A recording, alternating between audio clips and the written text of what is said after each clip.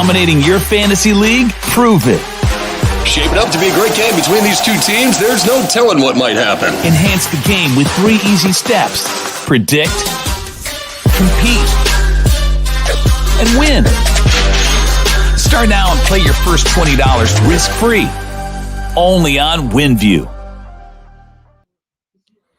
What's up, ladies and gentlemen? We are here for Monday Night Football. The Seattle Seahawks get the ball first. They run it on first down for about maybe a yard. I don't even think they got that, but we're going to pick up. No, they got 3 yards, actually. 2nd and 7. Trips to the left, 1 to the right with Geno Smith. And who y'all got in the game, let me know in the comment section right now. Let me know who you got in this game. Another handoff. Shifty through the tackles. And we're going to get another 6 yards. It's going to be 3rd and 1 coming up. Who y'all got in this game? Saints? I got Geno Smith upsetting the Saints. It's going to be Seattle going to beat New Orleans tonight. That's who I got. Ooh, they all up in each other's helmet. Lattimore and Metcalf, they going at it. Somebody going to get ejected before this over. Here we go, 3rd and 1. Let's see what happens. They hand it off again. Ooh, did he get it? No, he's half a yard short. They're going to punt this ball early on, man. Shout out to the homie William Harmon said, TD, did you see the Dan Marino and Tua hug? Something is brewing. Yes, it is. It's like he told him, listen, man, proud of you, man. Go out and ball out, play for your future in this league. Oh, he should have cut back. That wasn't good. 4th and 1. They're going to punt this ball early, I'm sure. They're going to punt this ball early.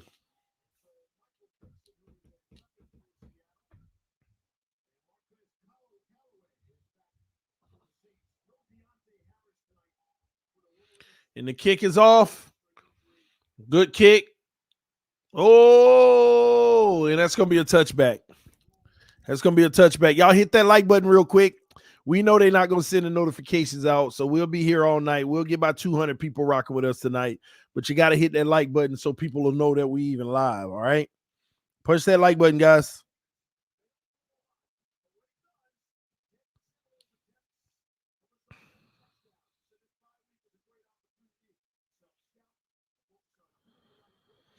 Push that like button. All right, here we go. 1st and 10. New Orleans Saints from the 25. Jameis Winston is back. Famous Jameis. Let's see what he does. First play, handoff, run up the middle. And he's going to get hit by the safety, but he's going to get 5 yards in the process. 2nd and 5 coming up. Hope everybody doing all right. Watson, that's who I got. We about to find out soon, y'all. We're about to find out real soon.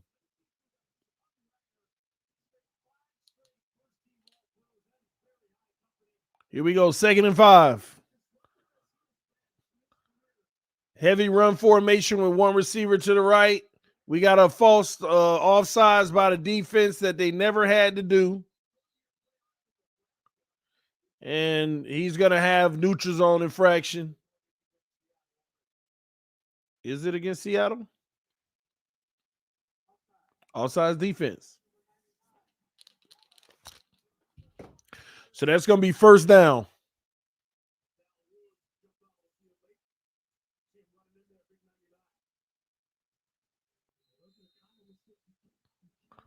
That was terrible, and they never had to do that because they had them bottled up for negative yardage.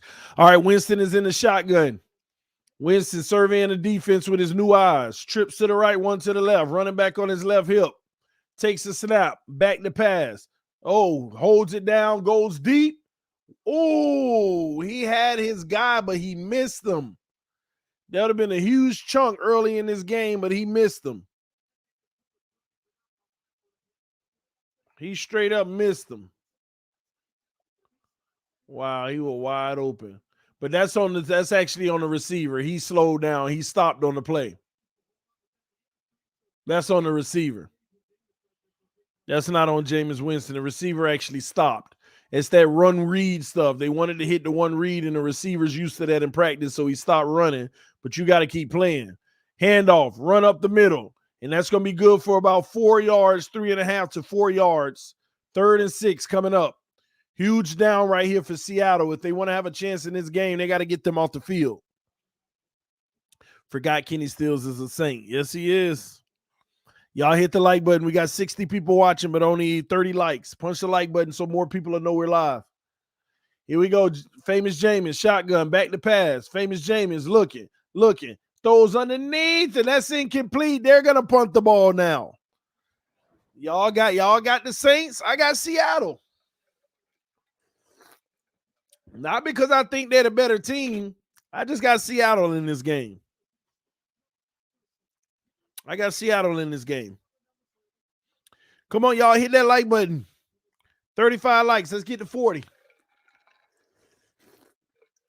I know I've been streaming all day.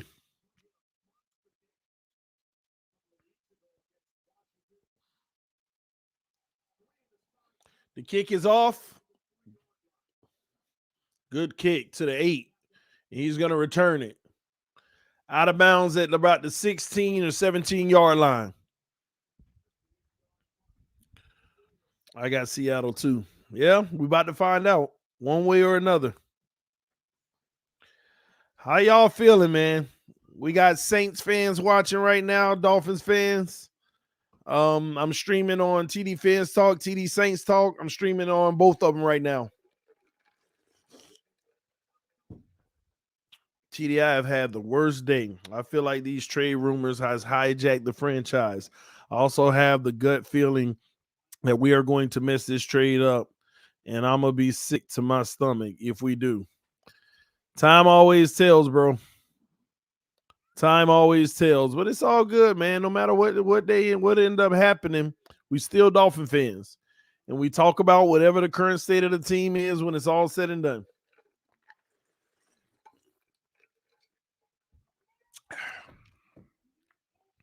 I got Saints. Give me your score predictions for this game in the comment section. Tua is good. That can be great. Watson is already elite. Simple math, TD. You said it. It's the uncertainty that's driving people crazy.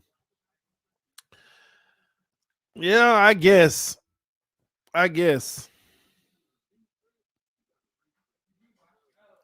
The reason why I'm nervous that if they don't pull it off, that we'll have a problem, because if we don't get Watson, that means we're stuck with Tua, and that's not an issue. But the problem, well, it is an issue, and here's why it's an issue.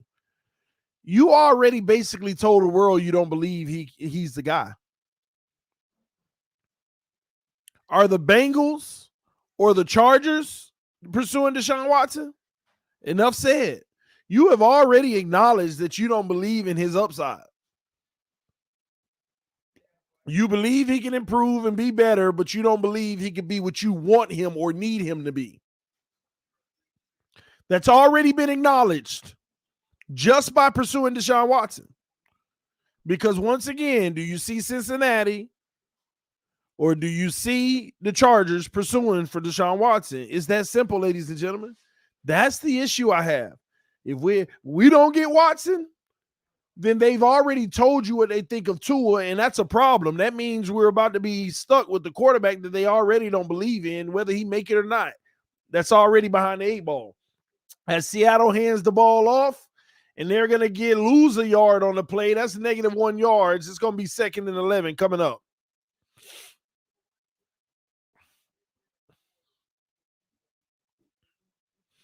That's tough, y'all. That's tough sledding.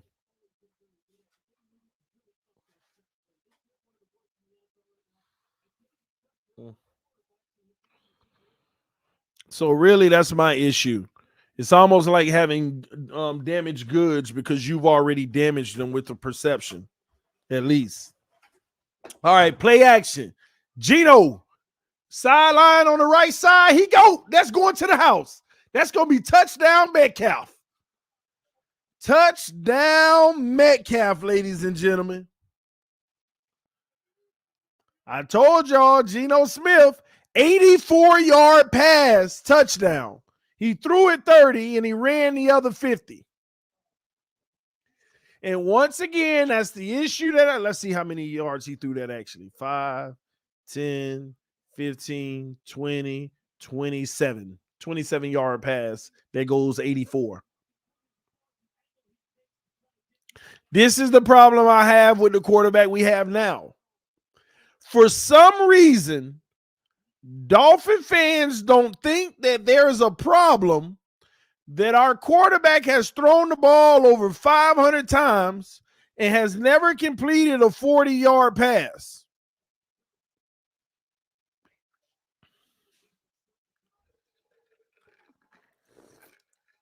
Let me say that again.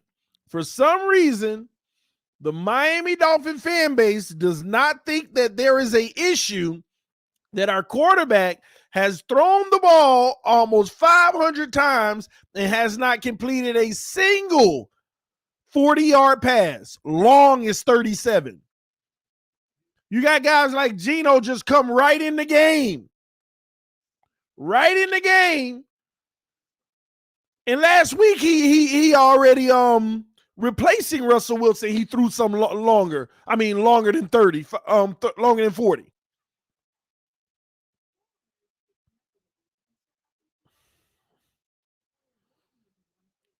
And we don't see an issue with that.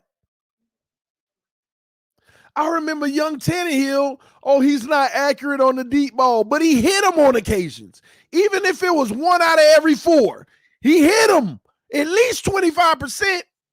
Our guy has never completed a ball past 40 yards, past 37. 500 passes, and they don't see a problem with that. Oh, my Jesus. Oh, it's the offensive play caller. Shut up. He done threw them, and there have been wide open guys, and that he didn't throw. Somebody said let Tua develop. This is my point. In your process of development, 500 passes, you don't throw one over 40? Not one over 37?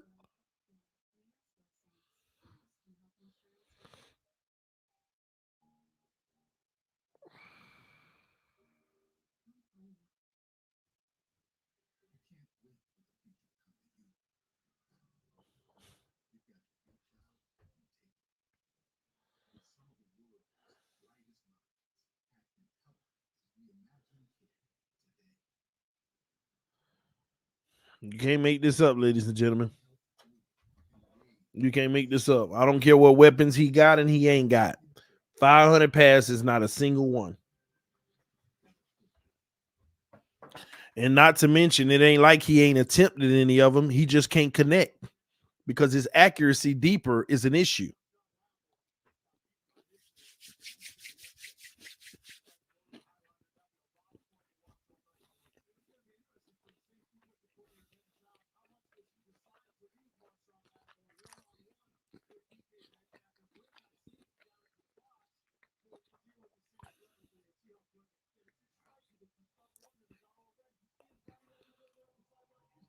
All right, the kick is off.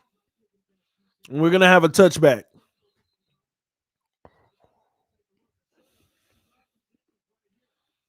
Let me look at this play. 4, 5, 6, 7, 8, 9, 10, 11. 2 safeties. One of them come down in the box. Geno sees that, and he goes that way. And there was great tight coverage. Shrugged them off. Downfield. Touchdown.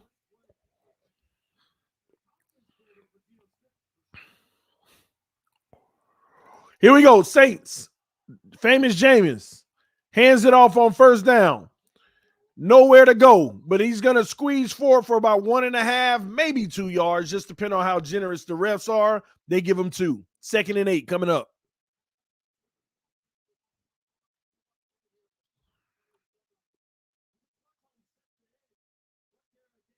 It definitely could have been holding on a guard. Here we go. 2nd and 8. Famous Jameis.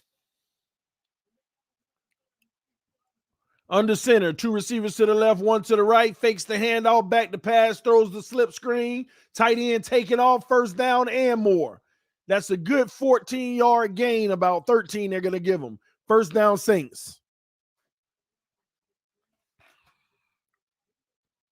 First down, Saints.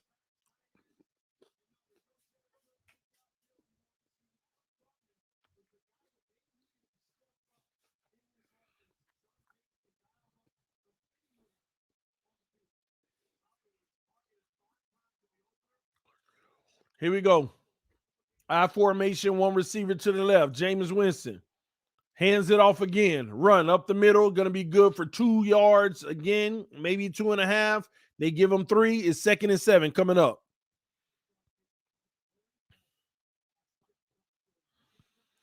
What type of value we get for Parker and Fuller? But Fuller, I don't think will be traded. Plus, he ain't tradable right now to $10 million. He's been slouching, so nobody's going to trade for that. Parker, man, that's a good question. I don't know if he's Parker. You may be able to get a 4th right now if you're lucky. Winston back to pass, throws in the zone, has his guy at the first down marker, and he's going to get 8 yards, and that's going to be 1st and 10 for the Saints.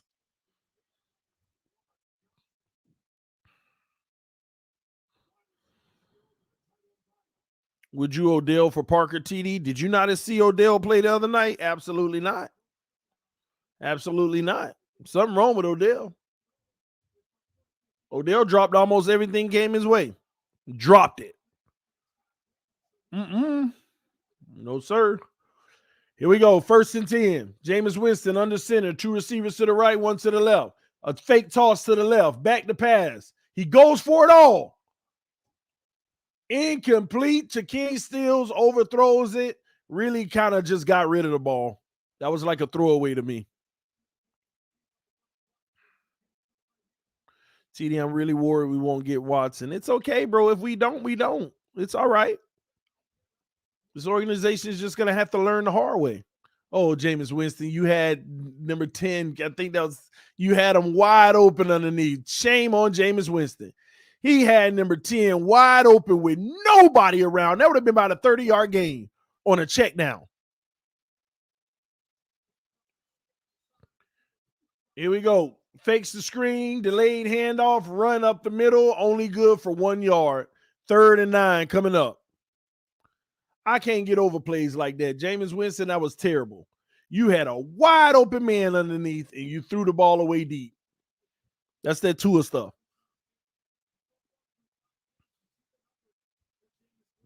Well, Tua, it'd be reversed. Be a wide open man deep, and you check it down.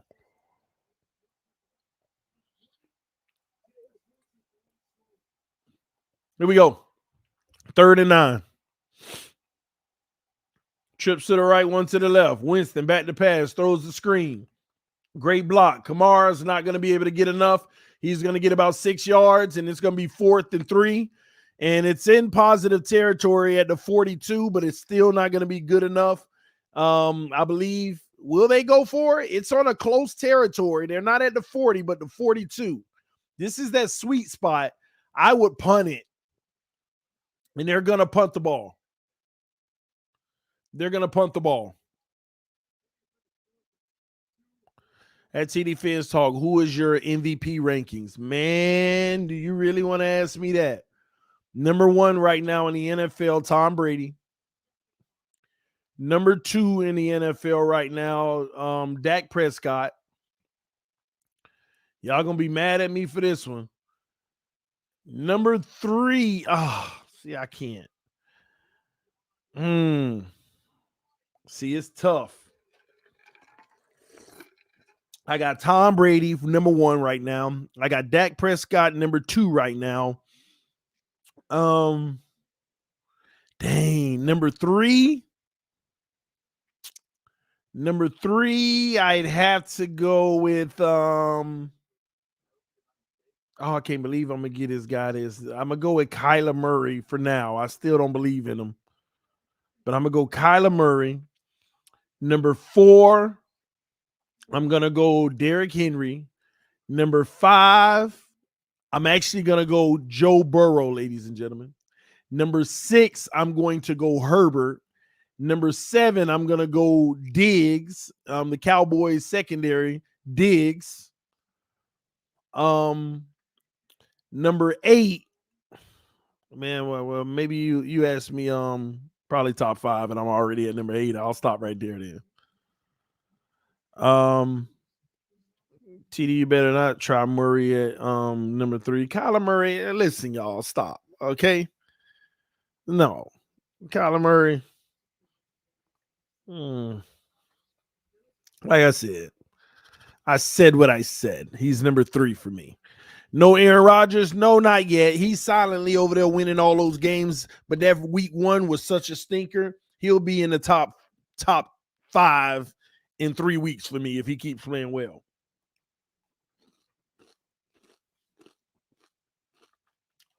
No Rodgers CDR. I'll just explain that.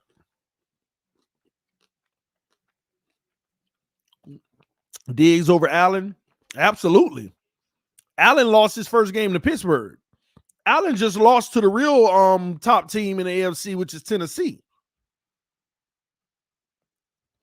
So absolutely. Josh Allen is probably somewhere around 9 or 10 for me right now. And that ain't me hating on him, even though you'll say it is. So not me hating on him.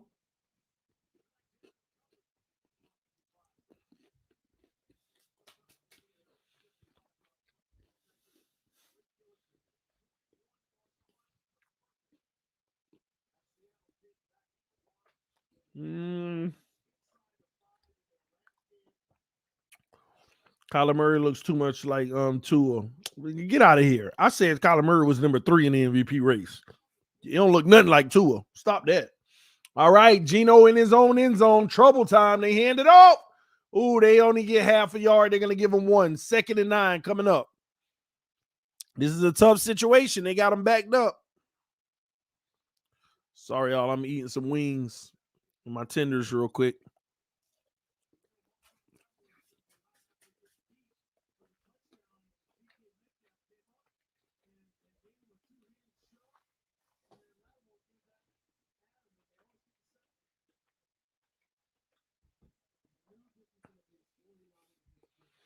DK Metcalf and Lattimore, they going at it all game. They were already face masking each other earlier.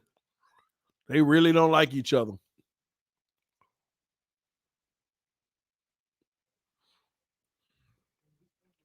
My wife just brought me in some wings and tenders, so I'm snacking on them.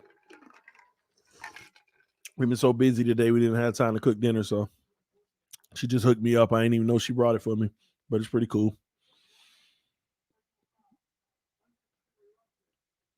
Defense personal foul, 15 yards.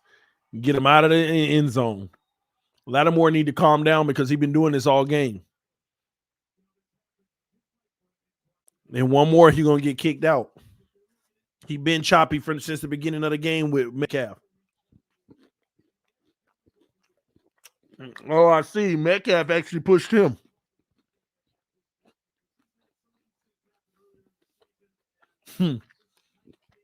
Got him. Watch they take a shot to Metcalf. They're going to probably pick on it all day. Geno, under center, single running back. Switches to the shotgun. 2 to the left, 1 to the right. Running back on his right hip. Takes the snap, back to pass. Throws the out route. Lockett gets an easy 5 yards. That's that Tua stuff. Keep moving the chains. Piece at a time.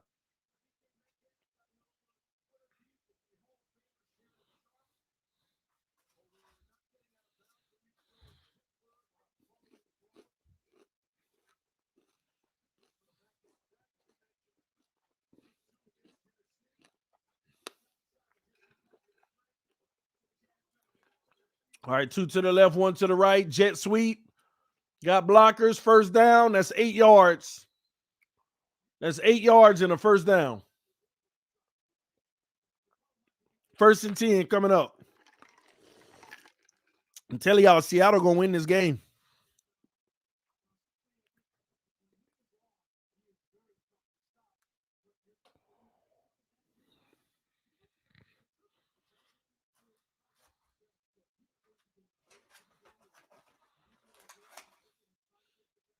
Trips to the left. Geno fakes the handoff. Looking, has all day. Going to roll right now. Throws the ball away. 2nd and 10 coming up.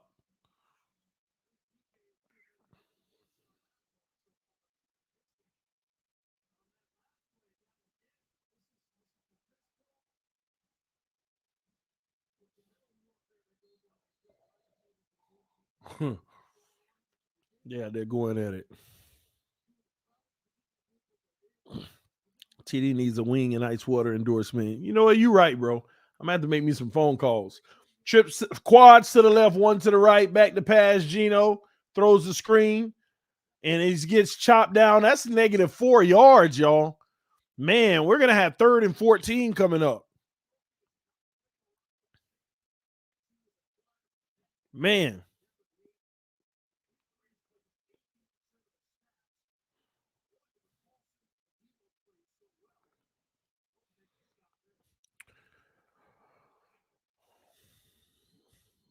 Thursday game will be awesome. Packers and Falcons. Ooh, interesting. Here we go. 2 to the right, 2 to the left. Geno shotgun, running back on his right heel, takes the snap, back to pass. Geno underneath. Hits his guy, but that's not going to be enough for the first down. That's only a 4-yard completion. They're going to be punting the ball 4th and 19. TD, who you got representing AFC? My money right now is Tennessee would go with Ravens, but Lamar been playing inconsistent. Let me tell you why the AFC is wide open, okay? The Chiefs are falling off. Buffalo can't beat Tennessee. Tennessee can't beat the Ravens. The Ravens can't beat the Bengals. The Bengals can't beat Buffalo or Tennessee, in my opinion. It's like some of everybody can't beat some of everybody. There is no clear-cut favorite that will beat everybody.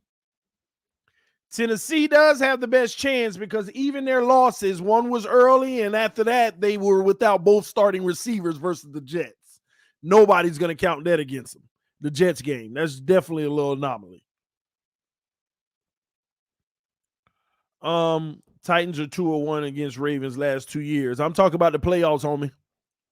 Well, yeah, in the most recent loss is the playoffs. Things change year by year. That's like saying what the Bengals record is for the last 2 years versus many of these teams. Now the Bengals are better than a lot of these teams. It's wide open. In my opinion, it is wide open.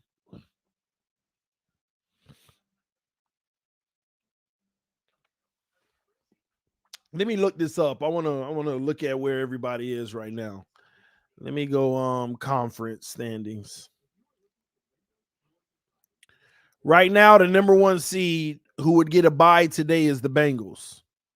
The Raiders are number 2, and I never believe in them, but they can make some noise and upset somebody.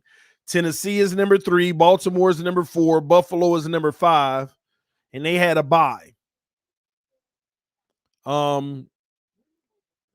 And Buffalo has a better division record right now. But Buffalo also lost 2 games in the conference. That's why they won't be better than Tennessee or Las Vegas or Cincinnati, because Buffalo has more conference losses than all 3 of those teams. Even the Chargers have less conferences losses than Buffalo. So they would have the advantage over Buffalo as well.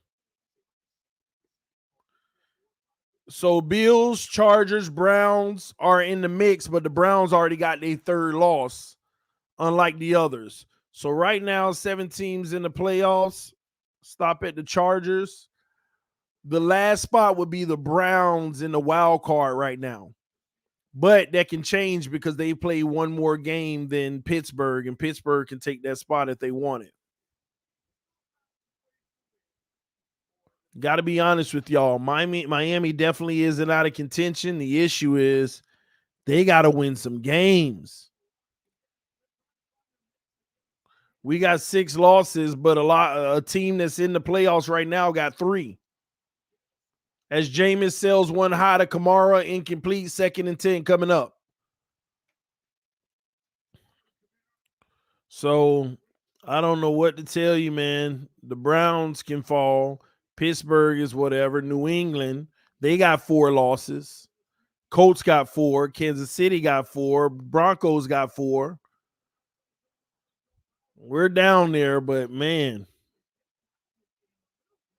Arizona's still undefeated. Interesting. All right, trips to the left, one to the right. Jameis Winston, shotgun, running back on his right hip. He hands it off, run up the middle. And that's going to be good for only 2 yards. 3rd and 8 is coming up.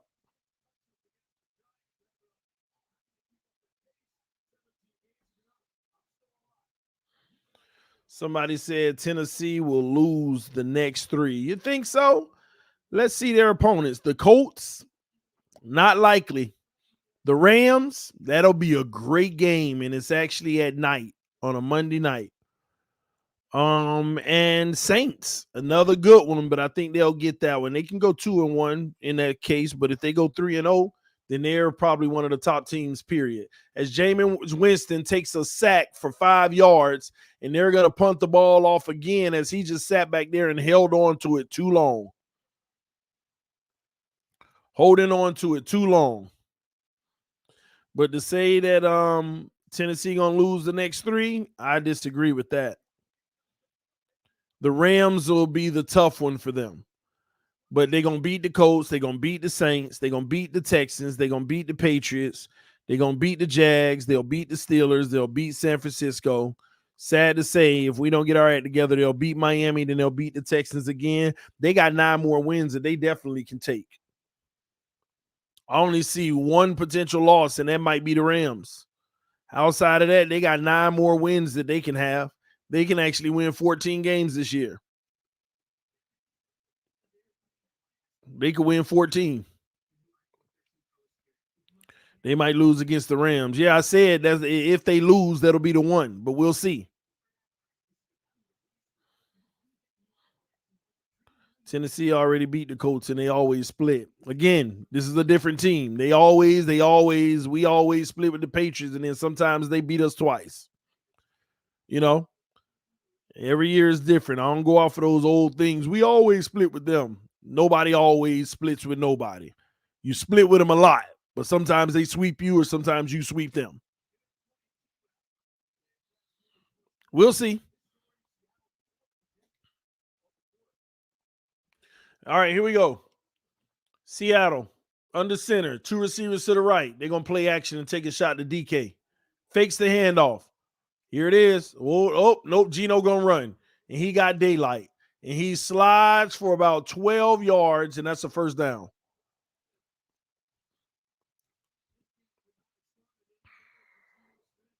The Colts are banged up and won't beat the Titans.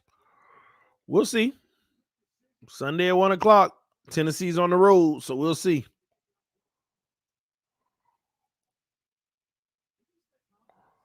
We shall see. Cardinals and Green Bay is going to be good. Yeah. You're right. 2 to the left, 1 to the right. Geno under center. Maybe another play action. Nope. They hand it off. Cut back. Up the middle. 3 yards. 2nd and 7 coming up. The Cardinals, Green Bay. Hey, I don't even think I'm going to be home Thursday night. And I do all the Thursday night games. I might stream it from my phone maybe. Or I'll do it on my computer. But if I'm out, I don't know if I'll have the best reception. So, but I'll stream it. I'll see what I need to do. 2 to the right, 1 to the left.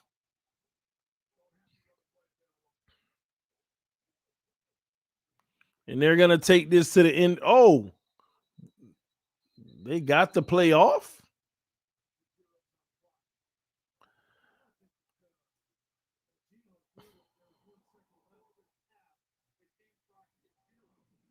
Oh, the game clock hit 0. So that's the end of the first quarter, ladies and gentlemen. The Seattle Seahawks are over the New Orleans Saints 7-0. And there you have it. The game has started. Appreciate you, TD. No, I appreciate you. Titans banged up too. They have 14 players on IR, and somehow they still getting the job done. Ain't that crazy? But you're right. They got a lot of players banged up, especially the O-line. I was shocked they held it down when Tyler Lewan went out, but they holding it down regardless. TD, I love how you went hard last night, bro. I love my team, man. I don't want to sit on the sideline and watch this delusion take over.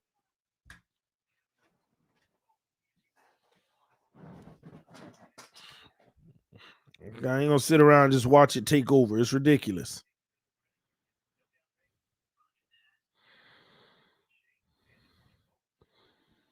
All right. One moment. Dominating your fantasy league? Prove it. Shaping up to be a great game between these two teams. There's no telling what might happen. Enhance the game with 3 easy steps.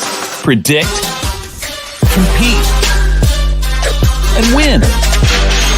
Start now and play your first $20 risk-free. Only on WINVIEW.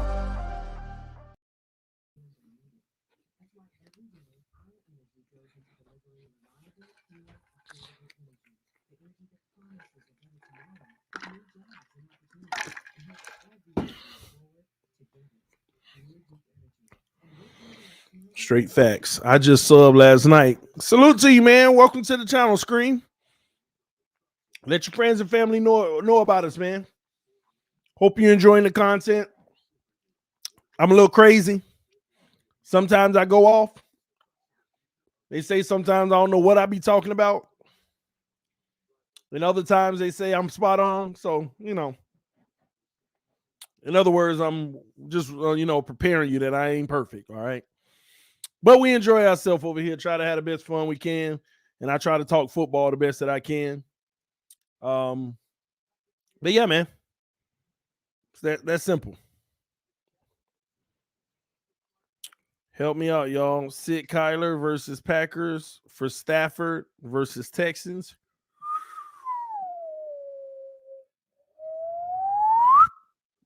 That's a great question. And I'm going to answer it like this. You got to go with Kyler no matter what. I get the matchup. With the Carolina Texans game, I'm telling you now, those be those trick games, them Vegas games. So go with Kyler no matter what. Geno under center. Fakes the handoff. Geno looking, throws. Great coverage by Lattimore. Hart can't bring it down. 3rd and 7 coming up. Yep, I like how you keep it real. I try to. It get me in a lot of trouble.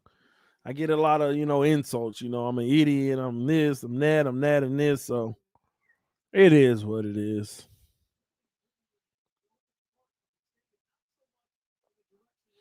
Here we go. Trips to the right, 2 to the left. Empty backfield. Geno in the shotgun. We got 2 high safeties. We got cushion. We got they're not going to send all those guys, or you got a hot on the right side. So I doubt that they sent all of them. And he burns the timeout, which you can read that defense. One of those rushers are gonna back out into coverage. That's why you should have sent that the 3rd inside guy on an out route, send the other 2 streaking, and that out route should have been there for the first down, or somebody blew the coverage and you got one of your guys streaking for a touchdown on that play. But they're gonna call a timeout. One of those defenders at the line of scrimmage was going to back out. And if they didn't back out, you definitely was going to have a wide open guy.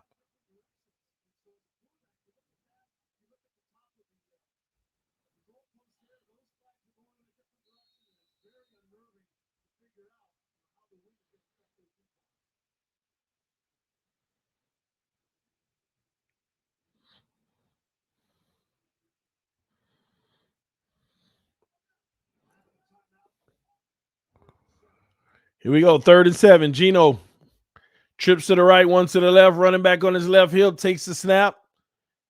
And he's under pressure. He rolls out the other way, throws it away. Incomplete. So they're going to punt the ball. Great defense being played tonight. Hey, they'll be punting the ball.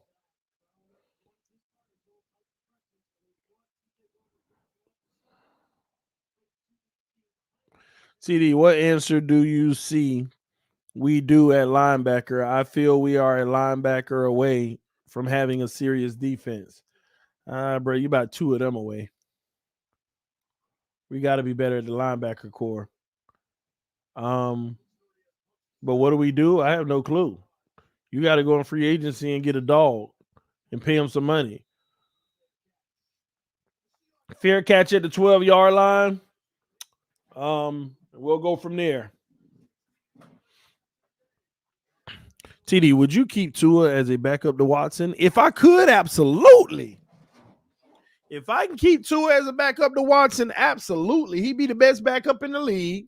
He'd be able to, just in case Watson get hurt, he may be able to win you some games as long as the rest of the team is playing well. I definitely keep Tua as a backup to Watson. I've been on the record saying I would like to keep both of them anyway, and then you continue to let Tua develop. And you can make a decision going forward after that. As they hand the ball off up the middle for 4 yards, 2nd down and 6 coming up. Let me tell y'all, I said this before. People act like I never did, but I said here would be the perfect situation. You bring in Watson. You keep Tua. You tell Watson, we're going to pay you anyway. Just chill. Matter of fact, you don't even have to play the rest of this season. Just kick back and chill. We're going to let Tua finish the year out. And he probably would do it. Tua plays. Hopefully he improves and does real well. We don't know. But if he does, that's great. Next season, we should have answers in Washington's legal situation. Let's say, hypothetically, he got suspended for a whole year. No worries. Go home, Watson. We'll see you next year. Tua plays his 3rd year.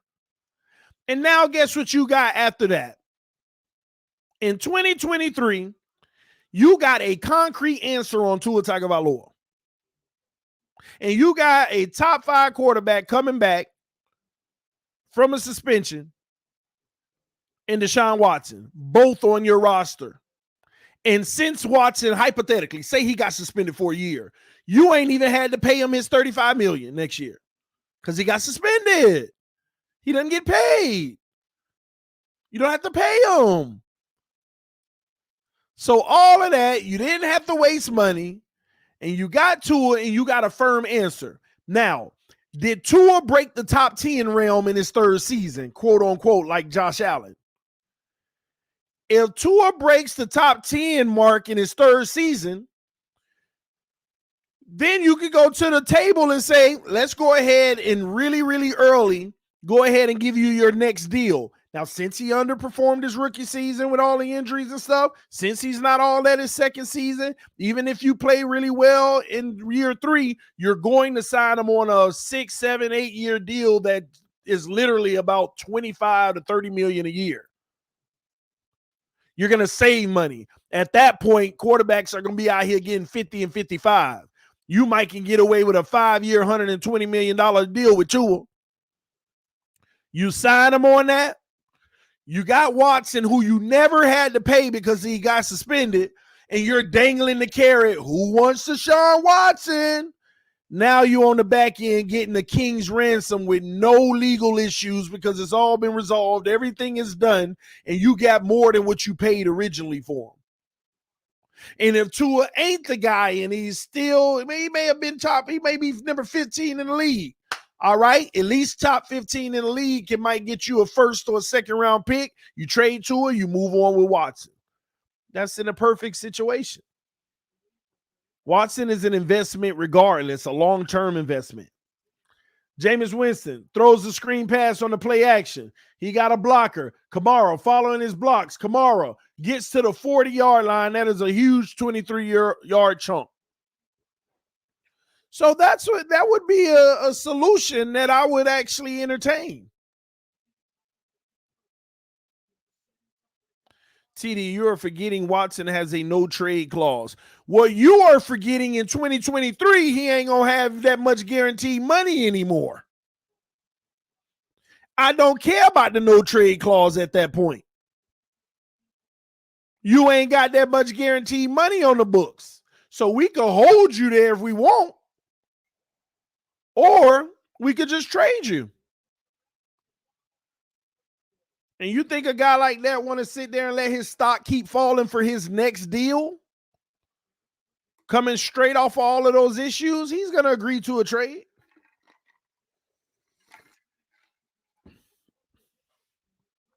Easy.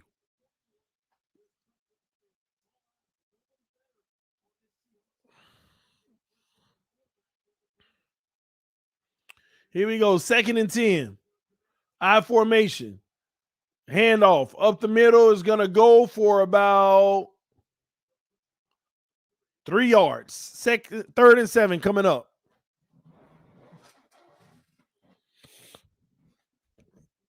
If you guys are disrespecting TD, leave, please. I didn't know if anybody was. I'm not paying attention to them, but I will say this, man. My haters be out in full force. See, it be those losers that sit at home and don't got a life, and they mad at their life. They mad at their life. That's what it be. It be those losers that's mad at their life. Because anybody with any good sense, if you don't like me and don't like what I say, then you wouldn't listen. That's just somebody with good sense.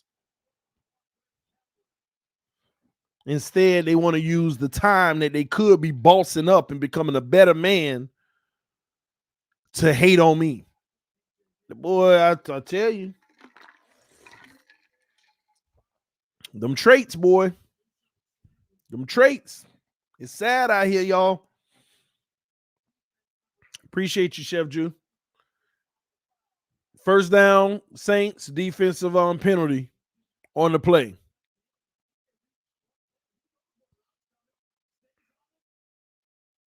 Got there a little too early. Defensive pass interference. 1st down. Watson is good enough to not be good enough. He'll win you a couple of regular season games and disappear once the playoff time comes. Ain't nobody worrying about that. Ain't nobody worrying about that. As Kamara gets 7 yards, 2nd and 3 coming up. The world is full of keyboard warriors. Hey, they doing them. I can't be mad at them. I just got to call them out for it sometimes. I ain't knocking them for sitting online all day and hating. If that's what they want to do, that's what they want to do. I just like calling them out for it.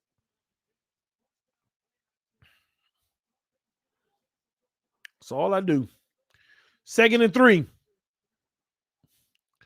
1 to the right, I formation, hands it off. Another run up the middle is going to get you 2 yards, but we're going to have 3rd and 1 coming up.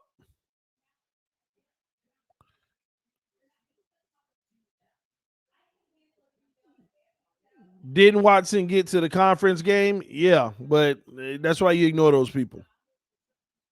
Cool show with the Fury earlier, TD. I subbed to the guy's channel, intelligent guy, attorney no less. Yes, sir. He's pretty cool, man. That's the homie. Another handoff on 3rd down. Oh, they're going to get stuffed. They are going to get stuffed. They are not going to get that. They were stuffed for the 1 yard, and he stood them up. Did y'all see that hit? Somebody said, dang, I keep hearing my ESPN sound. I know, right? Oh, man. That's funny you said that. That is funny you said that. Oh, they're going for it on 4th down.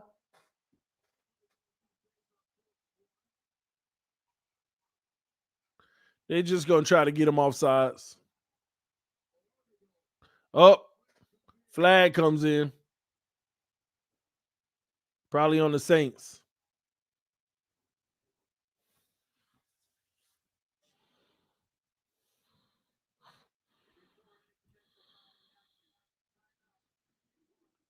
Timeout New Orleans. Oh, they burn a timeout. Wow.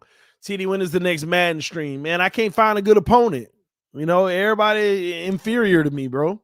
I'm too good at Madden, man. I'm thinking about retiring just to give other people a shot.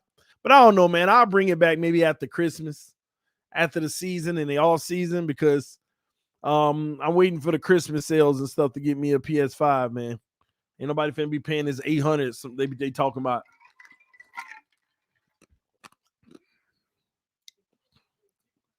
TD, play me in Madden. Nah, bro. I value our friendship. I don't want you mad at me.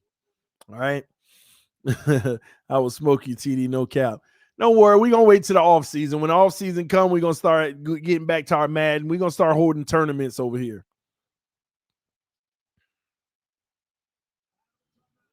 All right, here we go. Oh, that was a false start. Where was the flag? They gave him the first down. That was a false start, clear as day. Wow. 3 guys were false starting.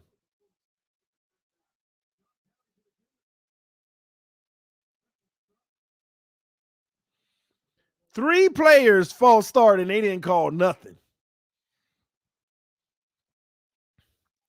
This league, man.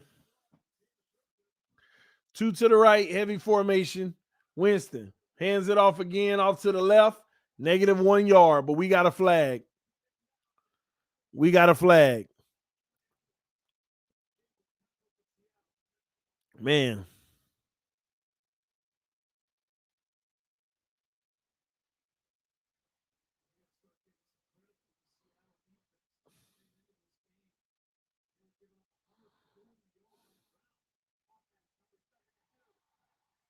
Holding on the offense. They're going to back it up. Better call something. They had 3 false start. People false starting. Y'all ain't called nothing.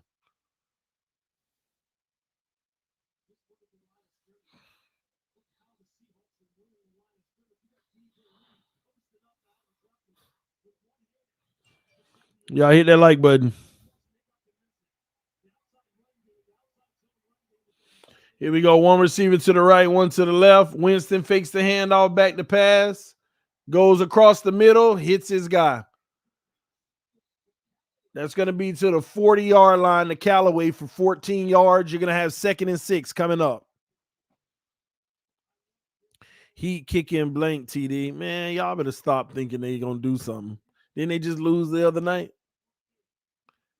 They were up by like 10 or 15, and then they lost.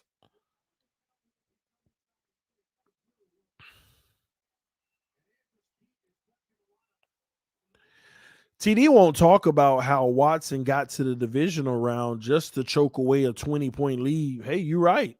I'll talk about that. Number 1, he got to the divisional round. Number 2, how many years was he in the league?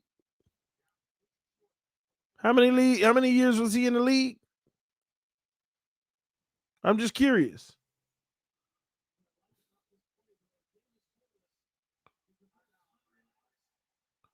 I'll take conference round all day, baby. That's a step away. 3rd and 1 coming up.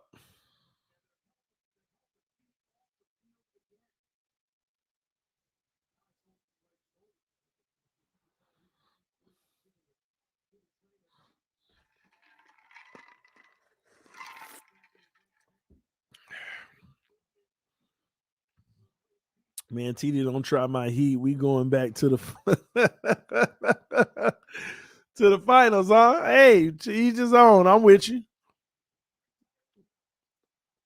Whoa. Does he get the first? He's going to be short. He's going to be short.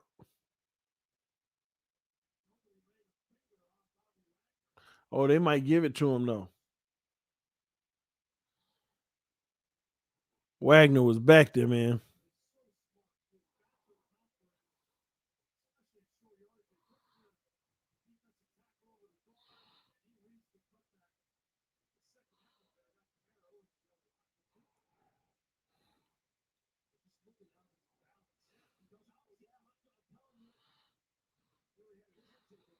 Did he get it?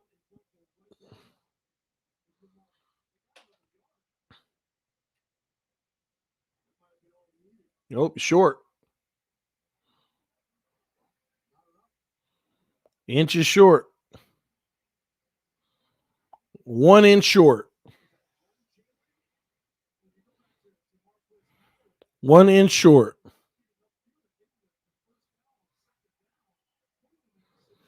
They got to go for this. They already in field goal range. If you can't get an inch, this is a quarterback sneak should at least get an inch, unless you Josh Allen. That bum. Oh, man. Here we go. 4th and 1. Quarterback sneak coming. And he's going to get the first down.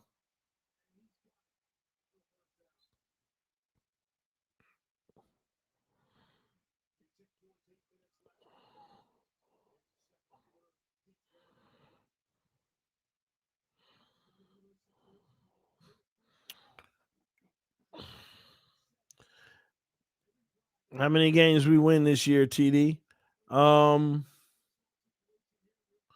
depends. With Watson or Tua? I guess I'll give you both. If Tua finishes the season, the Miami Dolphins will win.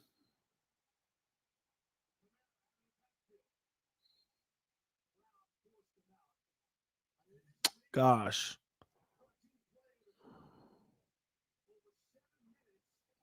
If Tua finishes the season, we're going to go 6-11. We'll go 6-11.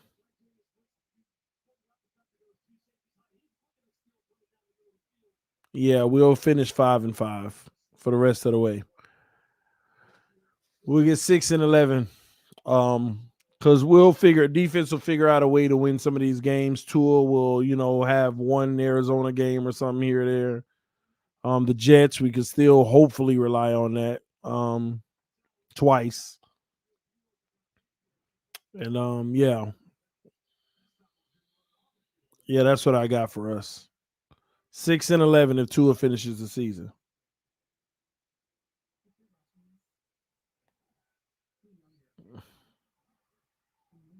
If Watson comes in and play, I'm gonna say we go 9-8 to finish the season. We'll go 9-8 because he's still got to get acclimated with the team. We'd probably struggle against Buffalo, no chemistry, playbook, all of that stuff, limited stuff. But yeah, I would say 9-8. We would lose 2 games and win 8. We go 8-2 for the rest of the season. That would be my thought.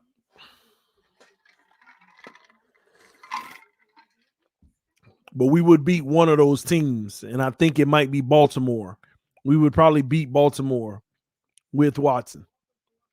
I think we'll still struggle with Tennessee because stopping Derrick Henry, I'm not so confident about that one. So, yeah.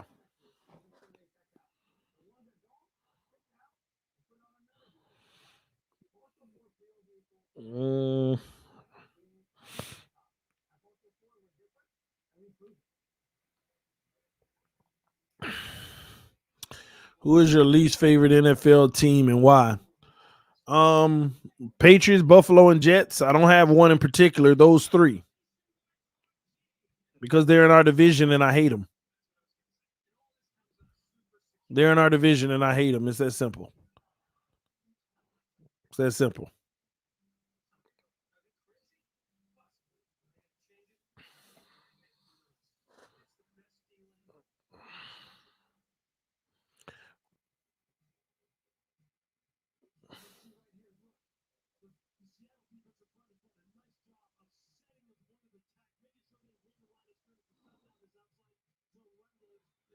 So we got 7 minutes and 12 seconds left in the second quarter.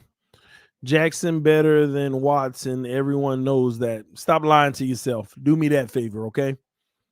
The run is good up the middle for the first down. 1st and 10 at the Seattle 22 coming up. TD hate is a strong word. I know. I hate them. At least it's not a person. I just hate their teams. Ain't nothing wrong with hating an object because it is a strong word. Hate is a problem when you're hating another human being, in my opinion.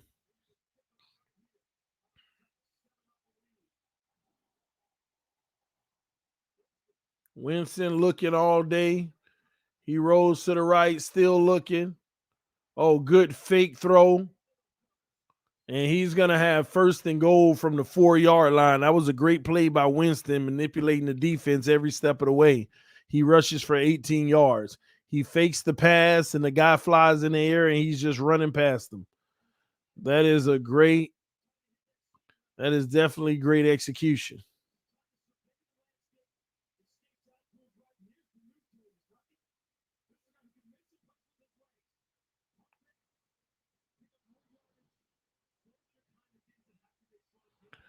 All right, first and goal.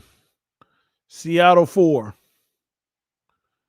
Winston takes the snap, hands it off, run up the middle. Is going to get 3 yards. It's going to be second and goal from the 1.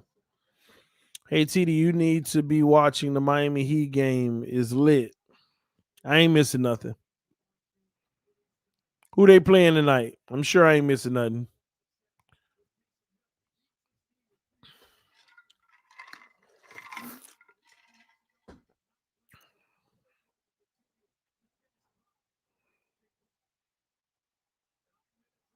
Here we go. Second and goal.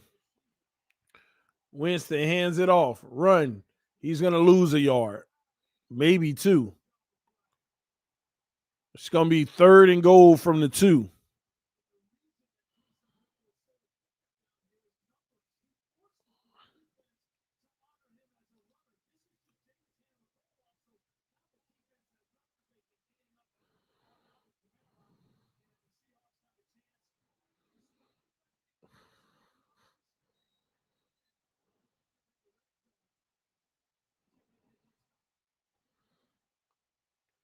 Here we go. Winston back to pass.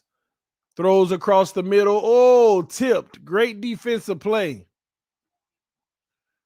Incomplete. Fourth and goal. They're going to have to kick a field goal.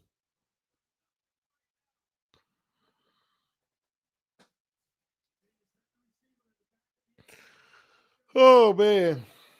Watson could silence all 2 ears if he walks on and beats Lamar.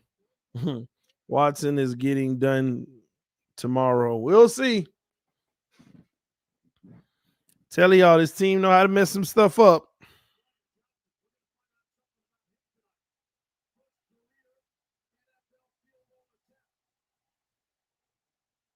The kick is up and it is good. 7-3, 4:23 remaining in the second quarter. And the Seattle Seahawks will try to get some more points on the board after this break.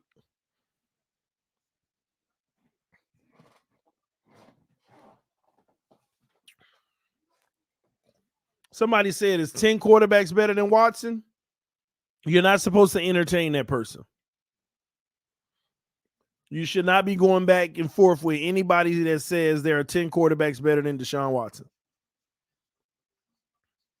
You are not supposed to be going back and forth with that individual. You allow them to have their opinion and you move on. Do not take years off of your life trying to argue with them about that. That is a waste of an argument.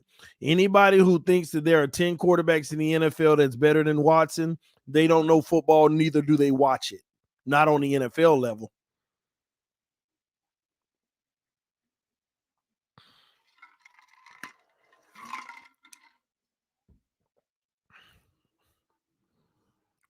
TD, who your favorite NBA team? I don't have a favorite team. I have a favorite player, so I rep the Lakers right now because I like Rajon Rondo. That's what I was thinking, TD. Watson is 28-26. Record speaks, bro. No, it don't. Thanks, TD. I'll let them say their words. People need to stop with that ridiculousness. Talk about record speaks. Y'all stop that mess.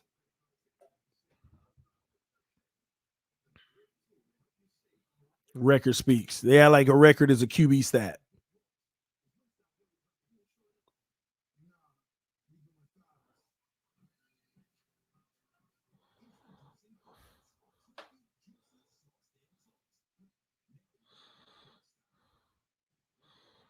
Watson is not 28 and 26. It don't even matter what he is. I just told him just straight up. It don't matter. Record is not it. How don't it? You judging Tua on his. When did I ever judge Tua on his record, ladies and gentlemen? See, some of y'all need to watch more thoroughly instead of just trying to watch to listen to what I'm saying wrong. Never judge Tua on his record. The only thing I've said about a record is that it's not a QB stat. And I've also said all y'all argue about is Tua wins. Well, he's 1-2 this season. So how's your argument looking? I have never judged Tua on wins and losses. Never. Never.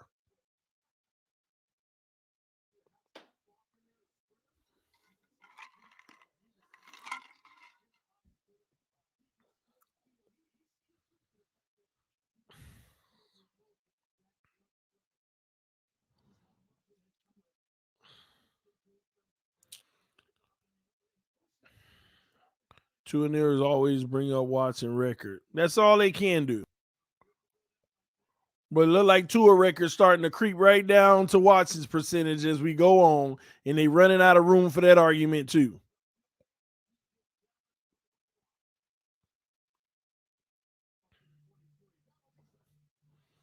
Yes, you have. Roberto, just go somewhere, bro. You live in a world of delusion. I've never said anything about Tua's record. Matter of fact, Tua has a winning record. So why would I be saying something about his record? What did y'all say last year? Tua was 7 and what did they say? Tua was 7-3 or 8-3 or something like that. What did they say last year? What did they say Tua's record was last year?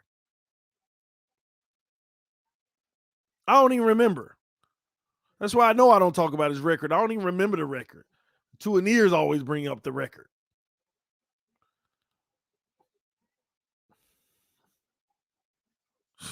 It's crazy. Oh, what was it? 6-3, 7-2. I mean, which one is it? Either way, added to the ones that he had this year, he still has a winning record. So why would I ever bring up his record if it's a winning record anyway? It absolutely makes no sense. I have never mentioned Tua's record as a problem. I just tell you record ain't a QB stat. What's up, EM? What's going on with you tonight? 6-3. Stop, TD. You already knew that. No, I didn't know Tua's rookie record. I really don't know Tua's rookie record. Y'all say 6-3 and all that. I don't know what to follow. Do you count the games Fitz bailed him out? Do you count the game? I don't know. He got benched in some of the games. I don't know what you're counting and what you're not counting. So how you gonna tell me I know? I don't know which games to count. You're just trolling, bro. I swear to y'all I don't remember his record last year because I've never cared. I'm out here evaluating this guy, how he look on the field. I don't care what the record is. How is he impacting the game? What impact does he have on a win and what impact does he have on a loss? That's all I'm worried about. I ain't counting them up. As Gino takes a deep shot to Lockett and can't connect, great defense, Lattimore. TD, how can I become a member? I don't see the join icon. Well, you got to go to the TD FinStalk homepage. Typically, it's especially if you're on a desktop, it's easier to join. If you're not on the desktop, I would pretty much just have to drop the link, and I can go to the homepage. I'll put the link in the comment section if you want to become a member. Let's see. All right, on 2nd and 10, Seattle's going to get the first down as they tiptoe up the sideline and pick it up.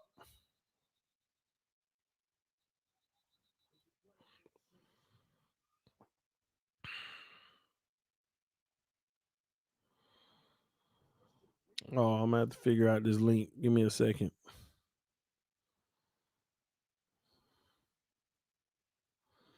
You trading X when he asked for more money this year? Absolutely. I'm trading him before that. I'm trading him before Tuesday. As far as I care. That'd be the smart thing to do. I trade him before Tuesday. Y'all understand what kind of miracle we got to have happen for the rest of this season to have a chance to make the playoffs? It's over.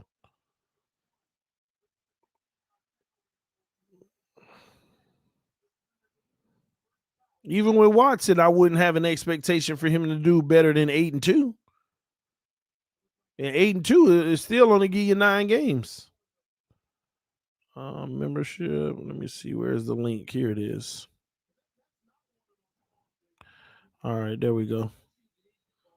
All right, I'm gonna drop the link right now. If you want to become a member to the channel, I just dropped the link in the comment section.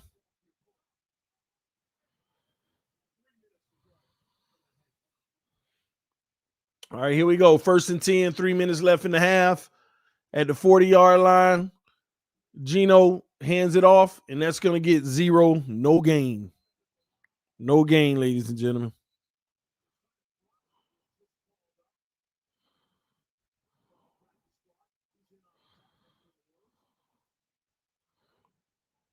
All right, give me a second.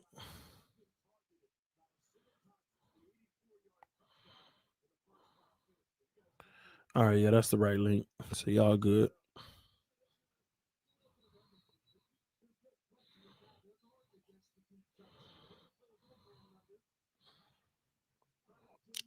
Somebody say we might be able to get a first rounder from the Titans for X. Listen, you could offload a couple of these guys and get some draft capital back. You might can get a first for X if you're lucky. The problem with X is, y'all seen that article came out that general managers say you probably won't get more than the 3rd round pick because of the contract. Because not only will they have to trade for him, but they'd have to not only pay him his current contract, but a bigger one because he wants more money. As Geno throws the ball away on 2nd and 9, we're going to have 3rd and 9 coming up. So you're not going to get a first for X anyway. If you're lucky, you'll get a 2nd. Because they already know he's going to want more money. He just had a holdout. X screwing himself over right now. Taiwan, man, welcome to the membership, bro, with the MVP status. Salute to you, homie. Salute to you, homie. The MVP.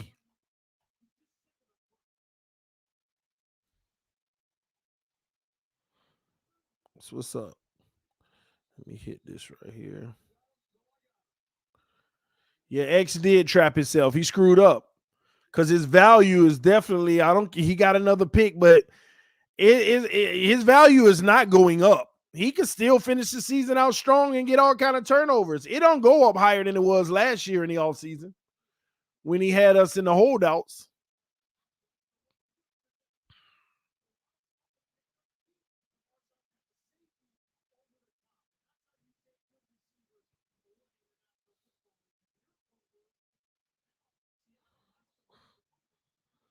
How about Byron Jones? He can't be traded by the trade deadline. That's too much money on the books for us. Next year, you can eat a little dead cap and move on from him if you want to. But no, you don't move from Byron unless it's next year, and you eat a little bit of the dead cap at that point. Geno on 3rd and 9 goes for it all deep. Intercepted. He dropped the interception.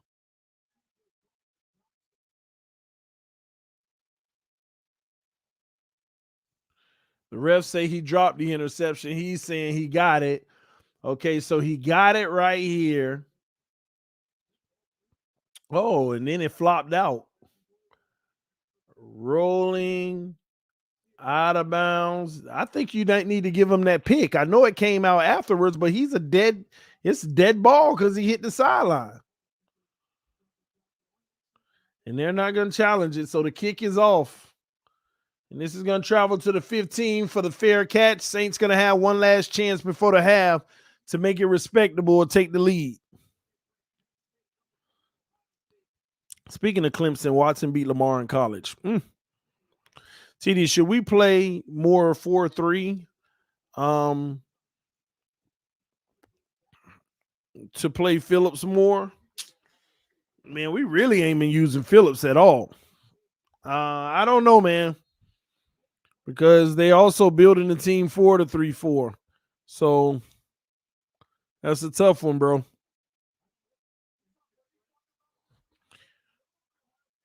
Here we go. Shotgun. 2 to the right, 2 to the left. Winston takes the snap, back to pass, throws underneath, hits his guy, 14 yards, first down to Kamara. They need to hurry up and make some plays happen. The clock is ticking. They got to get one off before the 2-minute warning.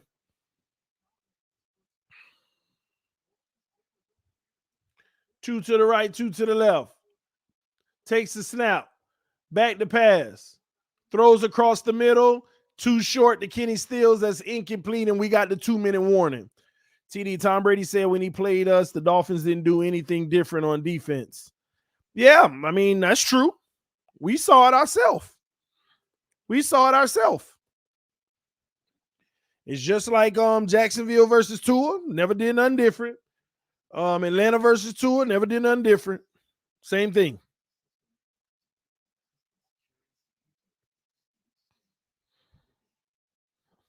That's simple. Let me see here. Chef Ju said Hilberto M in Taiwan. Hilberto.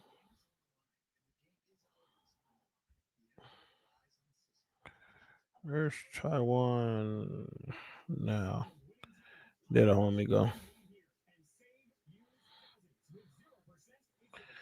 TD, do you see the Dolphins making halftime adjustments since Flo has been here? No, we got a game plan. We still stick with it. They just go in the locker room and say we need to execute better.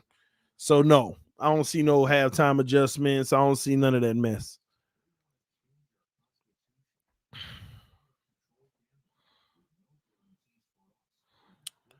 TD, is it me or are the refs horrible this year? Definitely horrible. As always, though, right? I mean, what year haven't they been horrible? It's always a case where they either okay or they not.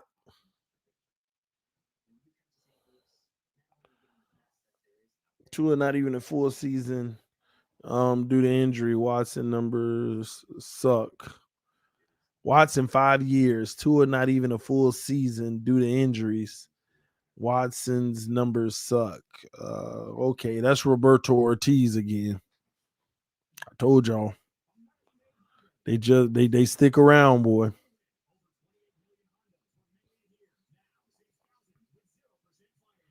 I'm telling you. I'm just curious. If we do trade for Watson, here's the thing. Here's the issue that I have. If we trade for Watson, what are all these people going to do? Are they going to disappear? Or are they just going to stick around to bash Watson every chance they get? That'd be a good one. I'm interested in that. Oh, I hope we trade for him. I want to see what all these people going to do. I want to see who card get called. 2 to the left, 1 to the right. Winston back to pass. Winston across the middle for the dump down. Kamara trying to do too much is only going to get 6 yards. Third and 4 coming up. I want to see what those people are going to do. Are they going to stick around?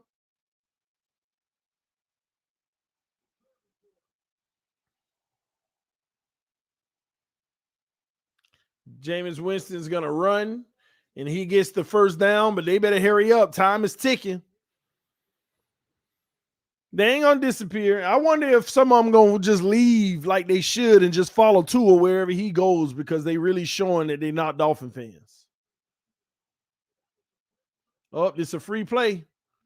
They didn't throw the flag. This should have been a free play, but Kamara is marching down the field, and they are at the 28-yard line. They better hurry up. That's a 31-yard gain from Winston to Kamara. They better hurry up.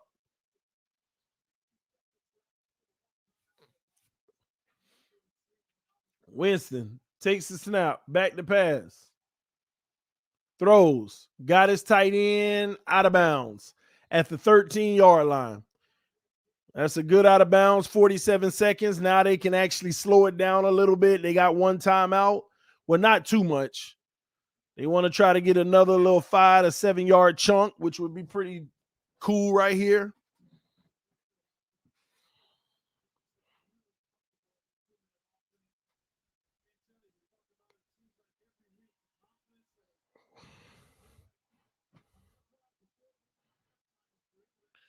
Here we go, 47 seconds. Trips to the left, one to the right.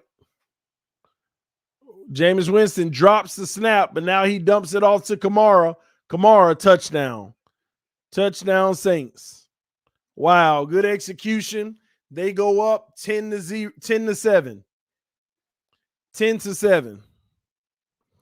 But I'm really interested, y'all. What is going to happen if they trade for Watson? What are these people going to do? I'm even interested in what are some of these Dolphin channels going to do.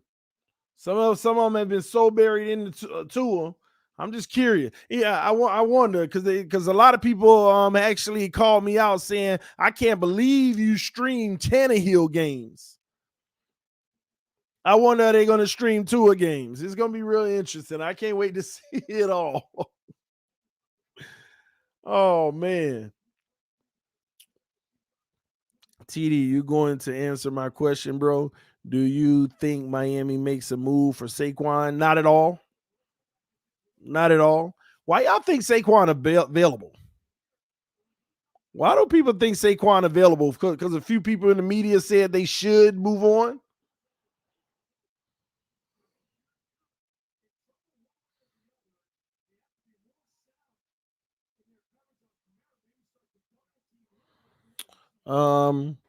He is hurt too much. No, I get it, but they're not planning on moving on. TD, if Watson comes to Miami, some YouTubers should close shop. They're not going to close shop, Pete. I've been seeing them all. They've been prepping for it. The whole tune has changed. Now it's, if they do, I understand it. So, all right. So you preparing your people just in case. I get it. Watson will transform this team. Absolutely. All right. Seattle is not going to do good on this kickoff. They're going to be wrapped up at about the 14-yard line. Oh, man. TD, can you answer my question? Who was the Dolphins drafted if they actually became a star? Who has the Dolphins drafted and they actually became a star? Nobody really. I mean, we had some big-time players, Laremy Tunsil, different players like that. But no, TD on here trolling. I'm not trolling. I'm telling the truth. Have I said anything that's been a lie? Even when it sounds like I'm trolling, is there no facts to what I'm saying? I'm just saying. Even if it sounds like I'm trolling, is it factual what I'm saying?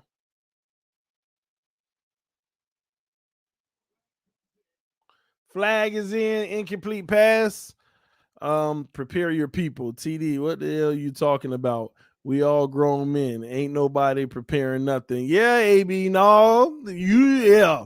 It's cults out here in the Dolphin community. There's cults out here. It's 2 or nothing. I need my Tua fix. It's some cults. It's some straight up bona fide cults out here. And they getting prepared. They're getting prepared.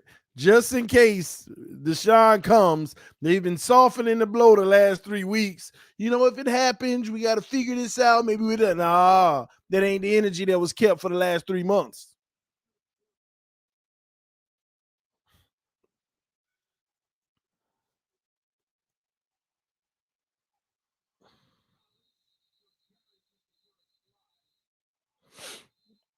What do you think of Dudley Do Wrong? That's my brother from another mother. That's my homie, man. We talk all the time, man, off camera. But yeah, that's the homie, man. We actually got to do a collab coming up soon. I'm gonna hit him up, man. Because I know he actually hit me up like a week ago saying we need to do something. So I know his schedule pretty busy with the baby. So I try to give him his piece, but I'll probably hit him up soon. We can do something together. Y'all can see us on camera together. But nah, me and Doug, man, we've been kind of rocking with each other from day one as soon as we discovered each other was doing it. So that's my guy, man. Someone get TD for me, bro, please. What do you mean? TD keeping real. I try to, man. DDW, cool, good, man. Thanks for the mention. You lost is T Rich. LOL. I don't know what you lost means. DDW is completely against your way of thinking. Hold on, let me see this. I didn't see it. DDW is completely, oh my gosh, it moved again on me.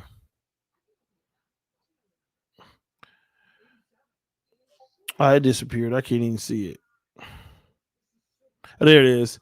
He's completely against your way of thinking of Tua. What you think about that, TD? That's why I love DDW, because at the end of the day, we can have opposing opinions, debate it out, talk about it, agree, whatever it may be, and we still homies. You know, I can't say that about everybody in our community. You have a disagreement with them and they hate you. You know, they mad, they in their feelings and stuff. So that's one thing I've always respected about DDW. Our opinions don't have to match. We've had our debates. We've gone back and forth on shows. So that's what it is. DDW makes more sense though, TD. Hey, to each his own. Hey, if you ask me, he the GOAT.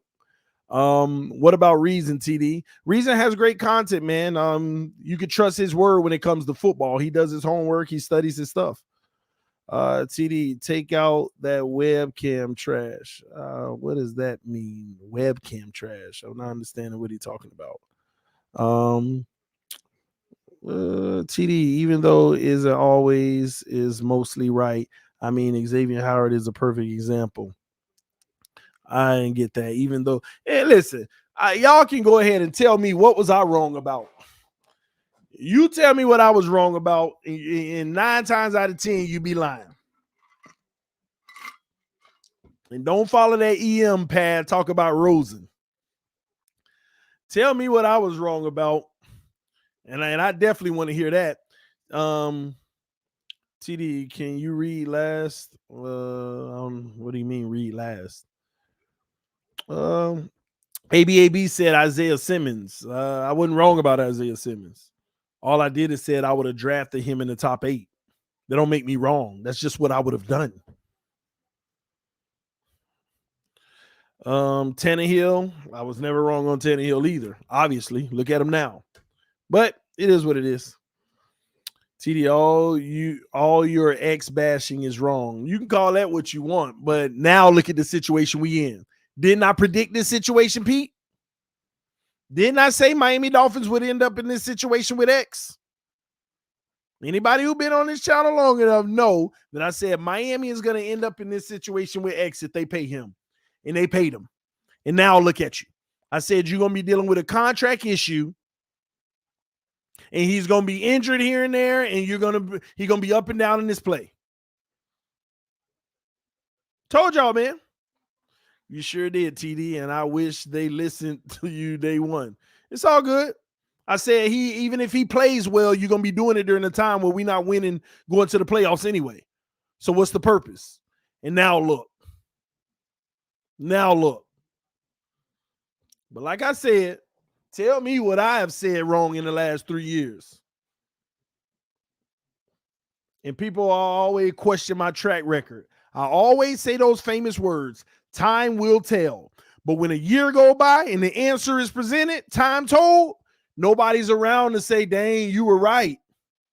They just kill me in the moment when I give them the hot take. And then a year later, when we get the answer, they're nowhere to be found to say, dang, you've been saying this all this time. They ain't nowhere to be found. AB said, TD, your track record is suspect. Hey, suspects ain't it doesn't mean convicted. You know what I mean? It can be suspect all you want, but like I said, you can't name what I was wrong about. 9 times out of 10, you are not going to be able to name what I was wrong. 9 times out of 10. So all y'all who talk about my track record, I'm waiting on you to give me the one tangible thing I was actually wrong about.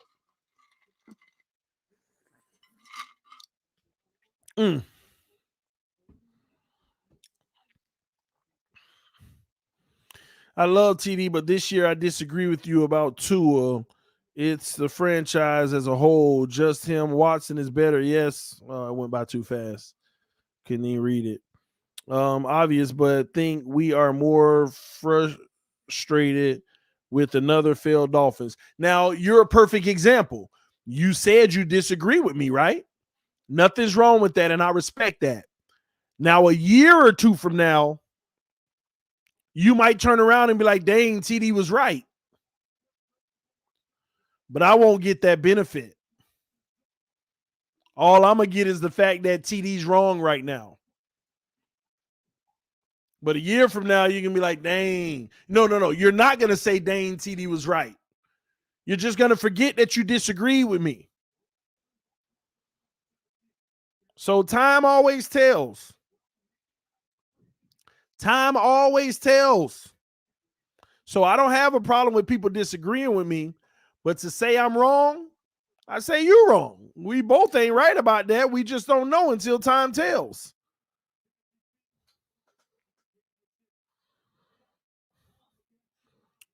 T, do you think Waddle can be a top 5 caliber receiver? Absolutely not. Don't even mention top 5. Do you understand the guys that are in this league? You think Waddle ever going to be DK Metcalf? You think he ever going to be Antonio Brown? Hell, he got a hard enough time trying to be Chase right now. I can't believe you went to top 5. It would have been reasonable if you'd have said top 20, and I don't even know if he don't even break that. Now, becoming top 20, yeah, maybe one day. But come on, bro. Come on. He's just, I'm going to be honest with y'all, he just like Tua. Small, going to always be a little weapon, but he ain't no game changer. He ain't no game changer.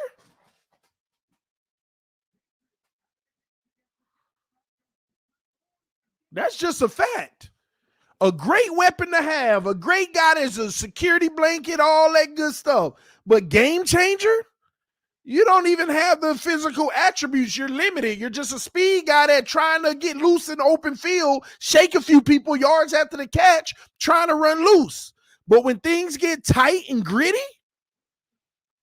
you ain't no 50-50 guy against the best. You know, you ain't this big old monster that's going to box out a guy on a dig route with tight coverage.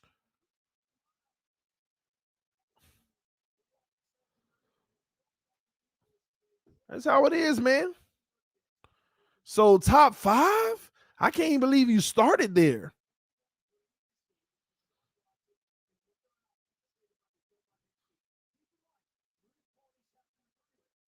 Top 5, man. You could have said top 20 and I would at least said, But top 5, I would have said you tripping if you would have said top 10.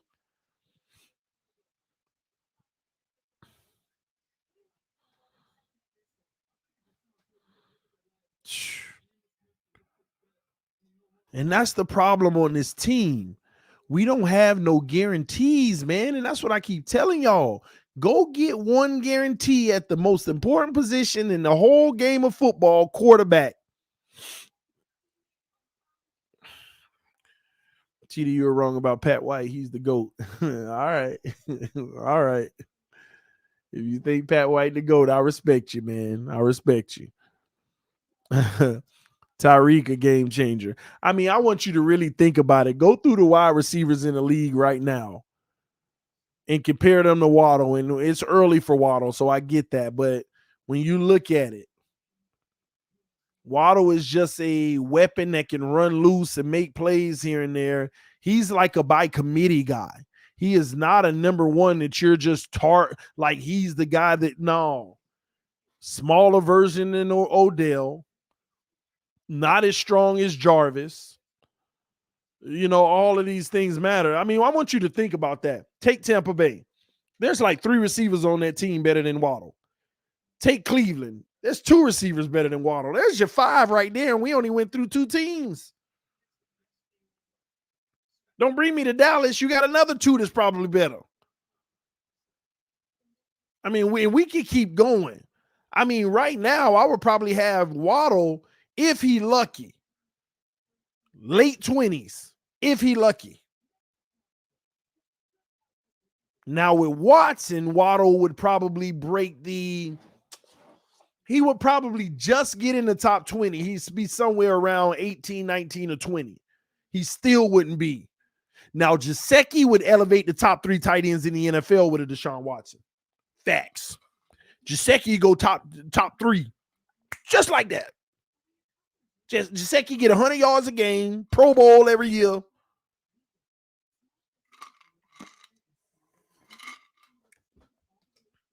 And y'all want a guy who gonna dink and dunk all day, which means that the only way you can dunk all day, you got to do it by committee. This person, that person, that person, this person, blah, blah, blah, blah, blah, blah, blah, blah, blah. But when you got a game changer going down the field and opening up the defense, you can actually draw up plays and specifically target individuals. And Gesicki would be that guy that's eating all day. Gesicki might have some 150-yard games. Easy. Easy.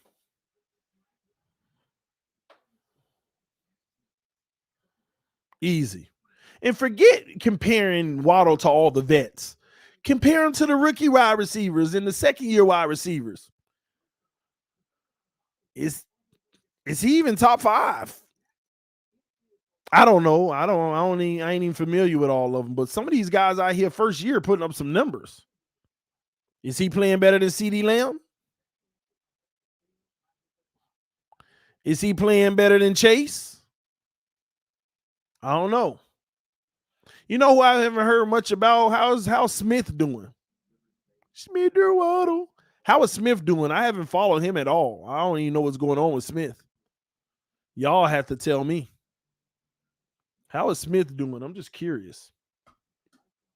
Lamb not a rookie. I know he's not a rookie. I just said the younger guys. Rookie deals.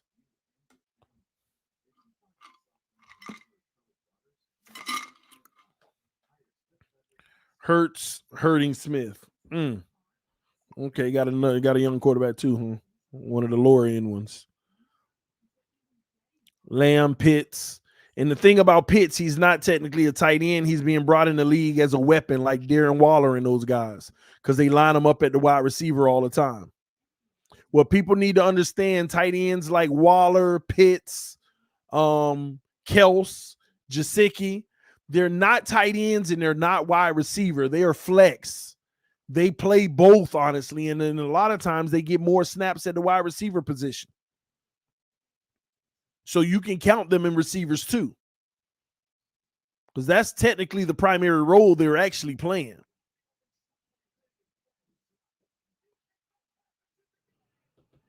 So I don't know, man. Smith or Waddle. But yeah, man, this team. But a lot of those limitations with some of these guys are because of the quarterback. I'm going to be honest with y'all. It ain't no reason why Waddle shouldn't have about 400-yard games right now. There ain't no reason why Waddle shouldn't be eating like crazy right now. I mean, look at it. Our leading receiver was Mike Gesicki. Waddle should have been, Waddle, you drafted him number 6 overall. He's your guy. Kyle Pitts put up 163 yards on us.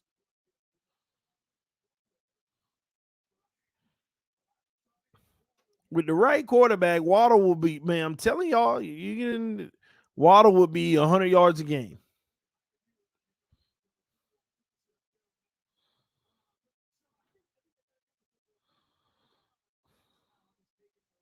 Easy.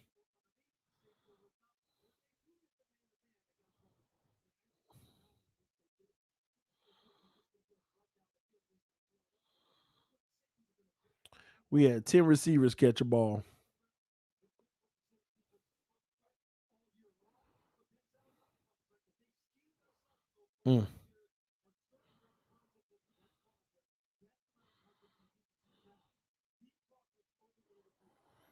We folded another draft, shaking my head. Tua is that dude. Just watch. Yeah, I'm watching. I'm watching. He can be that dude. I'm watching and waiting. Telling me just watch means you acknowledge he ain't that dude right now.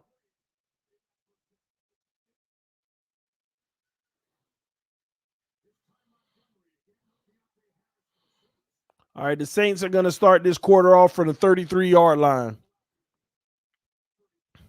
Man, I kind of regret not staying at 3, man. I really wanted Pitts or Chase. What good would it have done? Y'all, see, this is what y'all need to think about.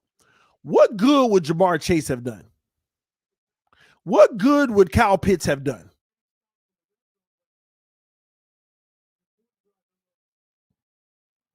See, you know what? This is an interesting topic that I'm going to talk about right now. We wish we would have took Pitts or Chase. What good would they have done with Tua under center? Chase wouldn't be doing no better than Waddle. Actually, he might be doing worse because Chase is not going to be as effective with that underneath stuff like Waddle would. Waddle is a better underneath guy than Chase. Chase is also a bona fide deep threat as well.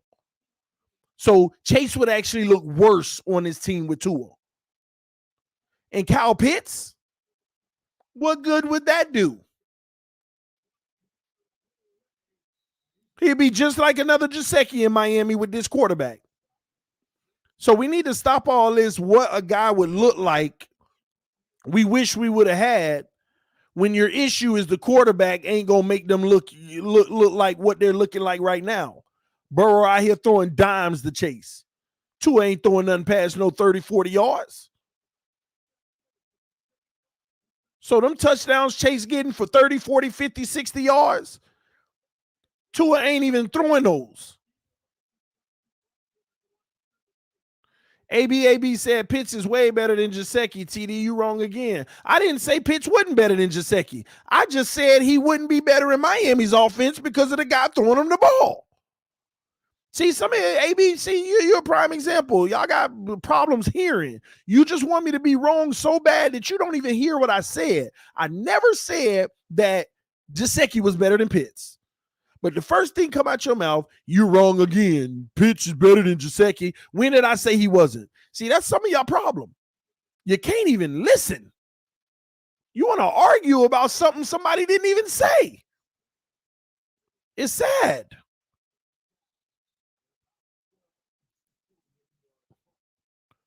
So like I said, he would do no better than Gesicki doing because of the guy throwing him the ball. Everything got to be underneath.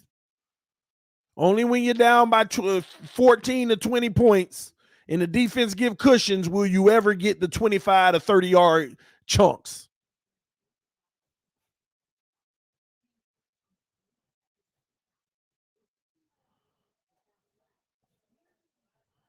TD, I heard you. What I said was Pitts would be better here than Gesicki, but you won't read this. Well, first off, I just read it. Second off, he wouldn't. Because Pitts Tua ain't throwing 30, 35-yard dimes in the bucket like Matt Ryan did the other day in the fourth quarter.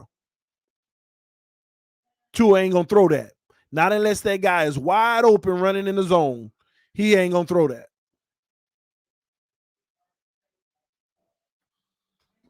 Now, if it's a 10-yard 50-50, he might toss it up to you.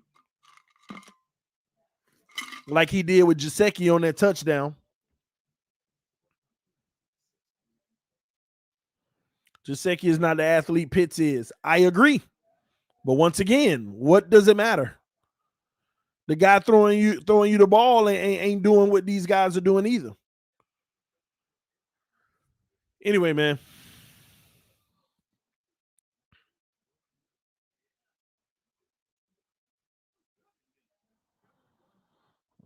let me get to this back to this New Orleans game.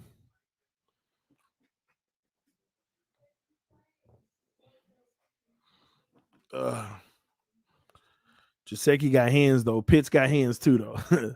So I'm okay with Gesicki too. It ain't even fair to compare both of them right now because it ain't even an even situation. TD, I hope we get breaking news with you live. Nah, it ain't happening tonight. Everybody going home, man.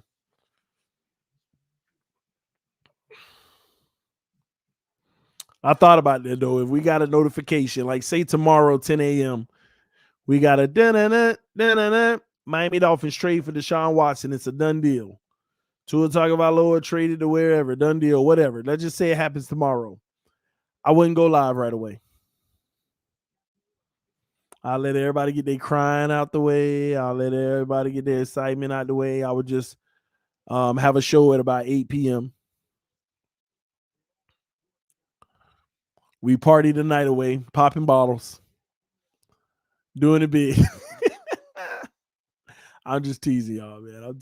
I'm teasing the two haters. See, they don't like us having this conversation. They heated. They said, man, I just like literally, I'm telling y'all, I know it. I know it. Some of these people are praying every night on their knees. Lord, just don't let TD be right. Please don't let them trade for Watson. Oh, just please give me this one thing I could just mess with him next Wednesday on and say, see, told you it didn't happen. Please, Lord, just give me this one thing. Oh my gosh, you talking about hilarious, man. Some of these people are really doing that. They just don't want me to be right at all. And they don't listen to me. It don't matter. I just want to win. Whatever decision they make, we're going to have to live with the consequence, good or bad. Let's roll. What's the outlook? If we got to stick with Tua, what's the outlook going forward? If we go with Watson, what's the outlook going forward? Some of y'all really think I'm impartial. Some of y'all really think that I hate Tua. I just don't. I just don't believe in him. That don't mean I hate this man. I don't believe he's the guy to get us to the promised land. And I don't think he ever will be. That doesn't mean he won't. I just don't believe it. Now, if he give me evidence for me to start believing it, then I'm going to be like, okay, I got to be honest with y'all. I'm starting to change, my thought process on him. I'm seeing some really consistent great play, and I'm seeing things that elevate teams. But until I get that, I can't change my narrative. And the sad part is, if I do get that from him, people are going to tell me, no, keep the same energy. Why would I have to keep the same energy if Tua didn't keep the same energy? Wouldn't it sound stupid if I said, no, Tua don't start playing good now, go back to sucking? I only go off of what they giving us at the moment. And Tua ain't giving us nothing special, nothing for us to be encouraged about. We're getting a whole bunch of stuff that Atlanta Falcons, almost every team they played, they gave up yards and touchdowns like that. I did the stream earlier today. Tom Brady, almost 300 yards, 5 touchdowns, 0 interceptions against Atlanta this year. Well, TD, that's the goal. Well, Jalen Hurts, almost 300 yards, 3 touchdowns, and 0 interceptions. Well, I mean, one guy had a good game. Tyler freaking Heineke. Almost 300 yards, 3 touchdowns, 0 interceptions. Everybody almost having games like that versus Atlanta this year. And y'all want me to be impressed? Come on, man. The man threw 4 touchdowns, bro.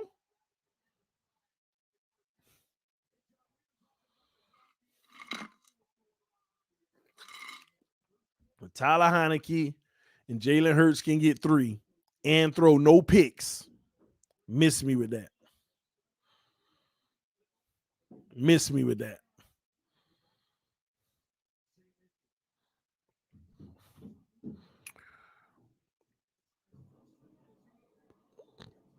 Watson wouldn't throw 500. He wouldn't have had 2 picks. I know that much. And nobody can say nothing about Watson with that because he protects the ball. He takes care of the ball. Nobody can say that about Watson. He takes care of the ball.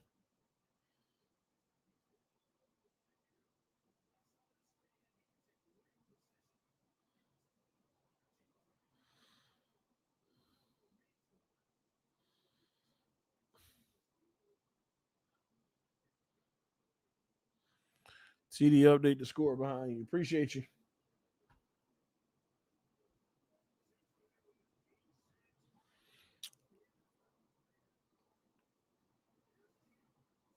Geno takes another sack. 3rd and 19 coming up.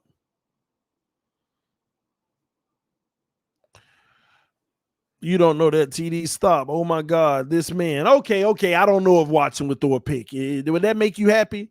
Well, Tom Brady didn't throw any picks. Let's go with somebody who actually played him then. If I don't know about Watson not throwing picks against him, then Tom Brady, 5 touchdowns, 0 interceptions. Jalen Hurts, 3 touchdowns, 0 interceptions. Tyler Heineke, 3 touchdowns, 0 interceptions. I know that.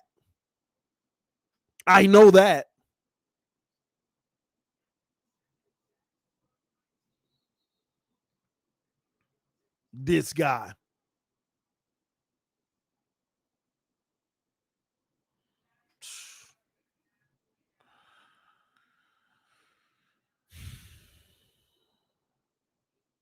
I remember in week 1 when we were having fun, leading the AFC East. I remember too. And I told y'all there were flaws into a game in that game.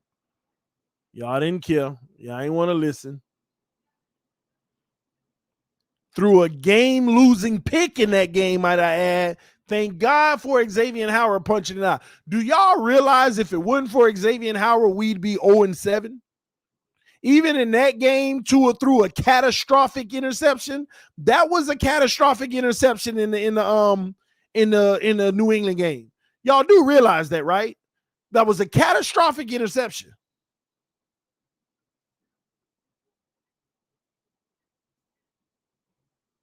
Catastrophic. Luck was on our side with Xavier Howard punching that out.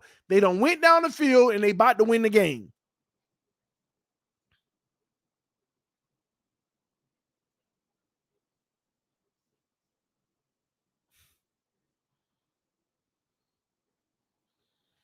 See, we play Buffalo here at home Sunday, LOL. No, I think we're on the road, bro.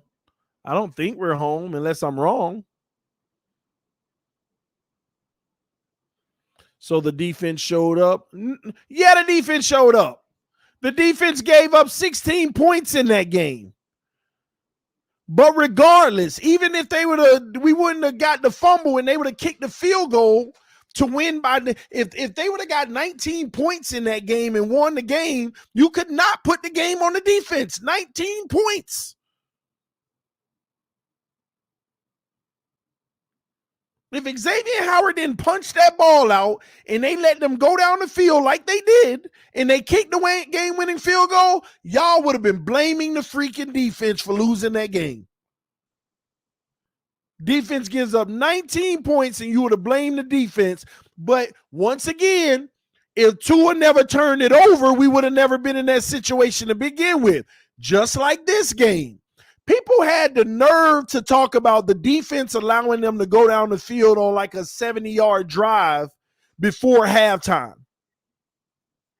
People are out here with the nerve complaining about the defense, saying, did you see how the defense let them march down the field in a minute and a half before halftime and score?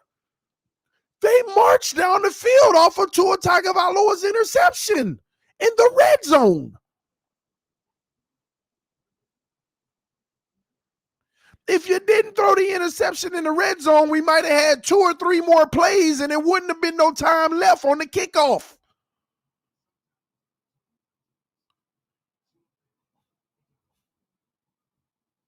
Kills me. 2 minutes left in the game in half. Tua throws an interception and they mad because the defense let him go down the field. Have you ever thought about the fact if we never threw the interception, it would have been a field goal or a touchdown? It was first down, by the way, might I add on that play. It would have been a field goal or a touchdown with literally, 30, 40 seconds left at best?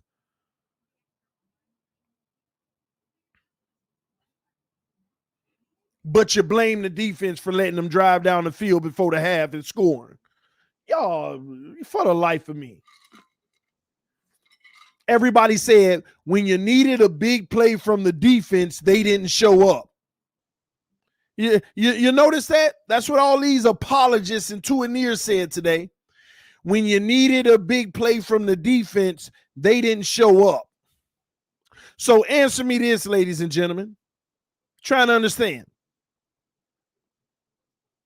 When the Miami Dolphins were down 20-7, what did you need from the defense?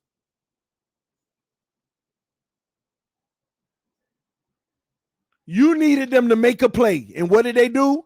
5 plays, 15 yards, punt the ball. Defense made plays for you. Got you the ball back. You went and scored a touchdown. Now, 20-14, what did you need from the defense? To make more plays. 8 plays, 25 yards, punt the ball. You needed them because you were already down 20-7 because of Tua. And you needed them. And they delivered for you twice in a row. Twice in a row, they delivered for you. And then it's 20-14, and they get you the ball back after the second time. You go 3 and out. And what do you need from the defense after you couldn't capitalize off of their stop? You needed them to get you another stop and make a play. What did they do? They intercepted the ball. They just gave you 3 times you needed them. They gave it to you in a row. In a row. 3 times you needed them, and they delivered in a row.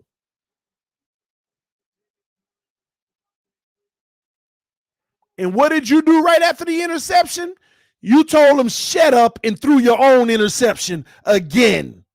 You needed them 3 times in a row, and they delivered, and you slap them in the face with another interception.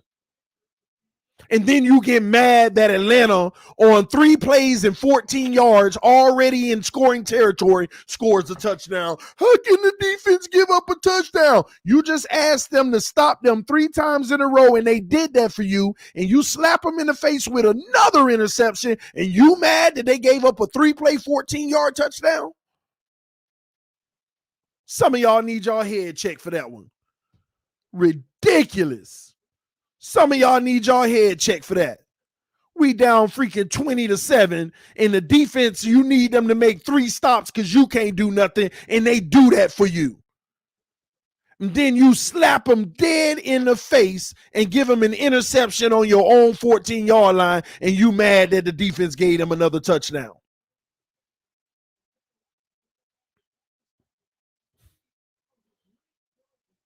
Yeah, but then Tua right after that came on a 90-play, 90-yard drive and scored a touchdown. You better be lucky they called the face mask on Preston Williams face mask, because that was about to be another punt.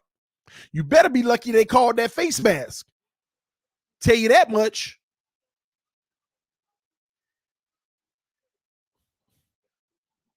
And right after you scored a touchdown and it's 27-21, defense, can you please make a play again? Fumble. They give you the ball back again. We scored a touchdown, and they gave away the field goal at the end of the game, and it's all on the defense. Some of y'all need y'all head checked with that crap on the defense. Oh, Tua didn't give up 30. Hell, he gave up 14. Do y'all not understand how this game works? They wouldn't have had the chance to score by 14 of them points had you just not did what you did. I say 10. They should have had 20 points in this game.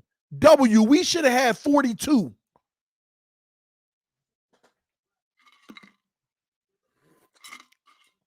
$42-20 is what the score should have been.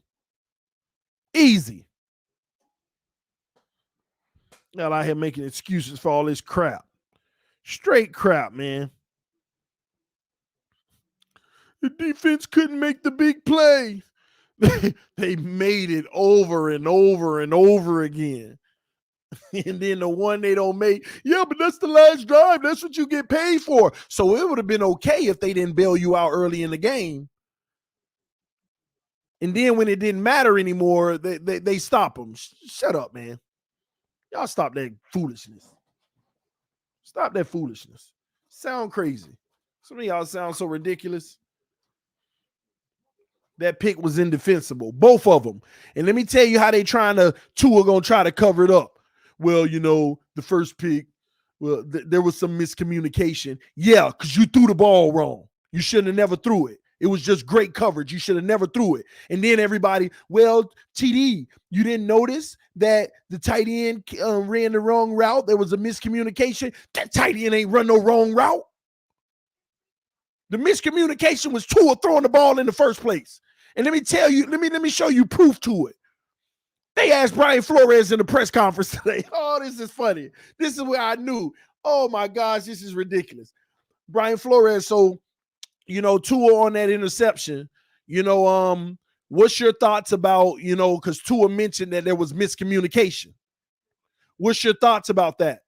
Flores said, which play are you talking about? Maybe we're talking about two different things. I'm talking about the one in the end zone. They were like, yeah, the one in the end zone. Tua mentioned that, miscommunication. Flores said, I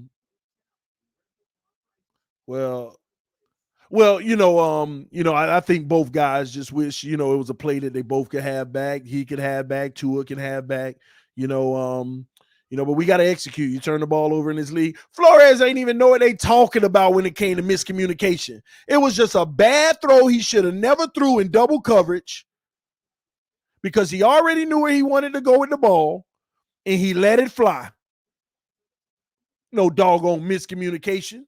Flores like, what are you talking about? Flores said out his own mouth, maybe we're talking about two different plays. I'm talking about the one in the end zone. Yeah, the one in the end zone. Tua said, there was some miscommunication there. What do you think about that? He like, both of those guys wish they could have it back. He tried to save face on it. Freaking bad throw. No doggone miscommunication. And that second one, he had a defender draped on him. Why you throwing the ball in the first place? Take the sack. First freaking down. First down. Throwing it like it's the fourth quarter with 20 seconds left and it's 4th and 3. Throwing the ball like it's 4th and 3 with 20 seconds left in the fourth quarter. Down by 4. Man, absolutely no freaking sense. Y'all out here making excuses left and right. Well, it's inexcusable the mistakes he made, but you know what else needed to happen right on the team? Nah, break that crap down. Because I tell you what, he could have gave me the first pick. He could have gave me any one of those picks. Just don't give me the second one or the first one. If he would have had one pick in this game, do we win the game or not? Instead of 2 picks, if he just had 1 interception, do we win the game, ladies and gentlemen? If he only had 1 interception, do we win the game? That's my point exactly. TD, how good are high character guys on the football field? 1 and 6. Pete trolling. Listen, man, all that high character stuff is just PR talk. Dolphins know what time it is. Everybody know. You just take away 1 pick, either one of them, and we win the game, hands down. Hands down. People forget both of those picks were in the red zone, already in their territory. Both of those picks was already deep in their territory. Waste of a drive, driving your team all the way down the field, and wasted it. Both of them. And all we hear is excuses all day. Well, the kid couldn't have played any better. What more do you want from him? That's why you go get Watson. If you're going to sit here and argue that dumb fact with me, well, the kid couldn't have played any better. What else you want from me? He threw 4 touchdowns. What else you want from him? Stop throwing the picks then. Go win a game that you should definitely win.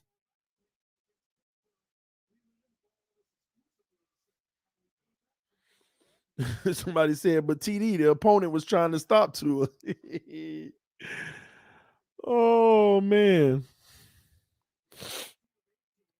Boy, they made their day. Yeah, we know he made mistakes, but he had 4 touchdowns, man. He had 4 touchdowns. You got to be proud of that. You got to be proud of that.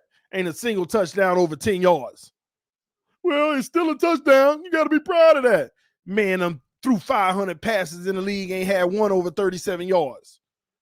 I ain't even know that was possible. I did not know that was possible, ladies and gentlemen. Like, you ain't even got a 10-yarder that went for 50. Like, man, some way we got to dial this man up a 60-yard bubble screen so we can get this behind us. I don't know how it's possible to throw the ball 500 times and you ain't got a single play over 37 yards. We need to dial up something that's going to give him 60 yards. Man, pay the other team for a bubble screen to go 60 or something. God, dog. People think that's a joke. People think that that's not a big deal. Do y'all understand in the National Football League, there is a quarterback who has thrown the ball 500 times and has 0 over 37 yards? Not one? Like, gosh, when I first saw the stat, I was like, no. It got to be a few. He got to have at least 6, you know, and that's low. That's low. But he got to have like 5 or 6. Not one. I had to double check when I heard that. Like, I knew it, but I just didn't keep track. Like, it mattered. It was like, nah, everybody get him here and there. So, ladies and gentlemen, y'all need to understand, this man is scared to throw the ball down the field. Not unless he feel like it's a comfortable 50-50 ball, and that's only going 30 yards. This man is scared to throw anything deep down the field.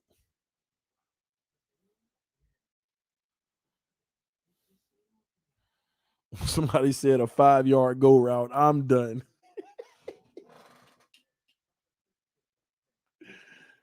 Zed, Tua goes for it all. Oh, the big play. 5 yards. 2nd and 5 coming up. What a play. Oh, my gosh. It ain't even right, man. I ain't gonna lie. It's a part of this that's real funny, though. I ain't gonna lie. I got to be honest with y'all. The problem I got with Tua is too easy to troll him. Like, you got to be a dog that takes something where it's hard to troll you. Like, you got to own something to be like, yeah, but my quarterback better than yours at this or something. Only thing I got to hold on to is with Masterworks. Yeah, but we beat y'all. That's it. Outside of that, man, I can't even defend my guy. I'm on the round table every week. Like, yeah, whatever. I can't even defend him. And it sucks. I've been telling y'all. Now, y'all tell me if I'm wrong now. Do we have a conclusion on Tua Tagovailoa? Is he a one-read quarterback? Is he staring down where he wants to go and waiting on it to get there so he can throw it? That's what he doing. I've been telling y'all that, and I've been called everything under the sun for that take. Now, the more you watch him, that's what you're seeing. Hut, looks left. Got him. Beautiful pass. I'm going to tell y'all, Tua be throwing some real nice passes, though. All that short game stuff, it's like, I mean, he looks real good doing it. I got to be honest with y'all. Tua looks real good doing the short game stuff. Them slants, just perfect. And, I mean, a lot of – now, what I don't like from Tua is when he throws it in the flat. For the life of me, for some reason, and maybe because it's a longer distance, but I hate when he throws it in the flat. He don't never hit nobody in stride running. The running back always got to turn around and do a 360 and keep running. I hate when he throwing the flat.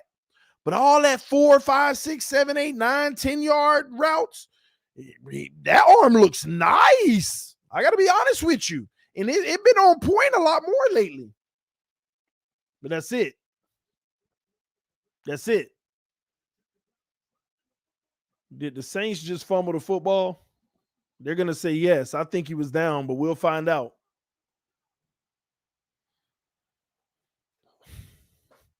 Somebody said Tua will be throwing 50-50 slants. Yeah, I stopped that. But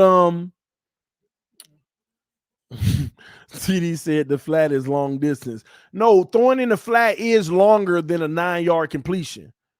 Y'all need to understand that. Throwing in front of you is shorter than trying to throw it out in the flat. Y'all don't understand how wide a football field is when you see them running backs out there. It actually, throwing in the flat is literally like a 17-yard pass. So he got a little mid-range in him throwing in the flat. But it's easier than the middle of the field 10-yard pass, believe it or not. I mean, it's harder. Y'all ain't got to believe me. But Tua struggles throwing in the flat. The running back has to do a 360 every time. Instead of running and trying to catch it on the go and turn up, he got to run. He got to turn back to it and do a 360 and start running, and they always catch up.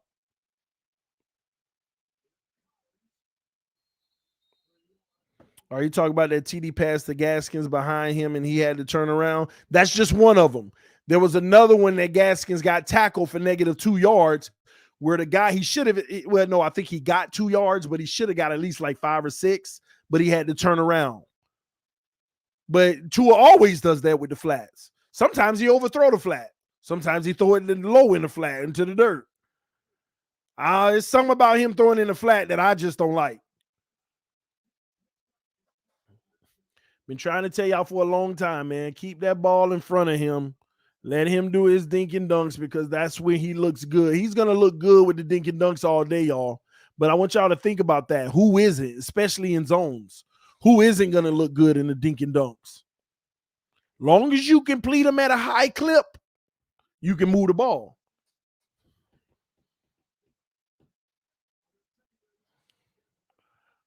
The two-and-ears hate that stat, TD. LOL. What was that you said about 500 pass attempts? This man got almost 500 pass attempts and ain't throw a single pass, ain't got a single completion over 37 yards. It's that simple, man. Man, I ain't gonna lie, man. This game is actually competitive, but it is boring. Because it's two teams that are so like kind of somewhat irrelevant this year. You don't see either of them actually making a serious run in the playoffs. For every critique TD puts out there, the two-and-ears got an excuse. It's fine, but they running out of them. They running out of them. I tell you that much. Shout out to the homie Ronnie. Ronnie be dropping them 50 bombs, man.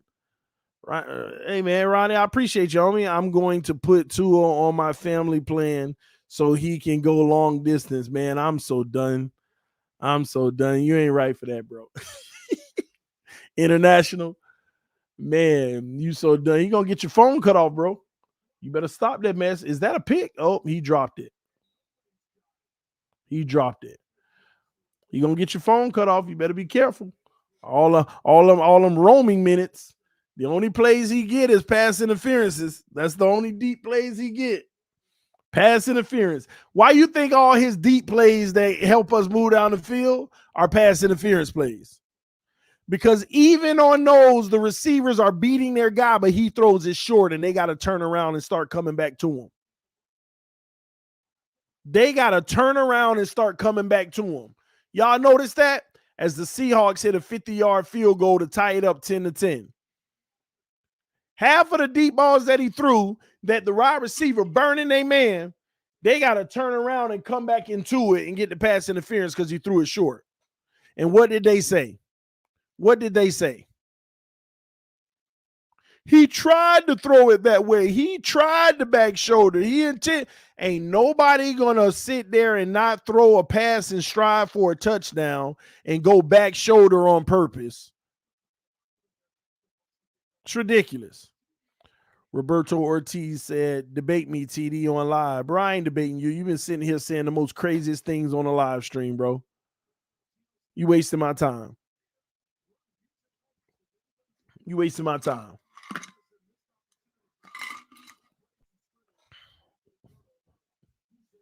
You wasting my time, bro. But I tell you this, I value my time.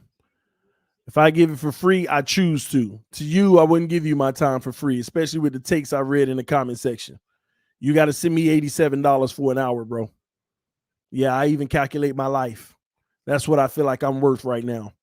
And I'm trying to get that to 100 real quick. But I'm at about 87 an hour. That's what I feel I'm worth with my business and everything like that. So you go ahead, cash app that, and I give you an hour. How about that? Talk is cheap.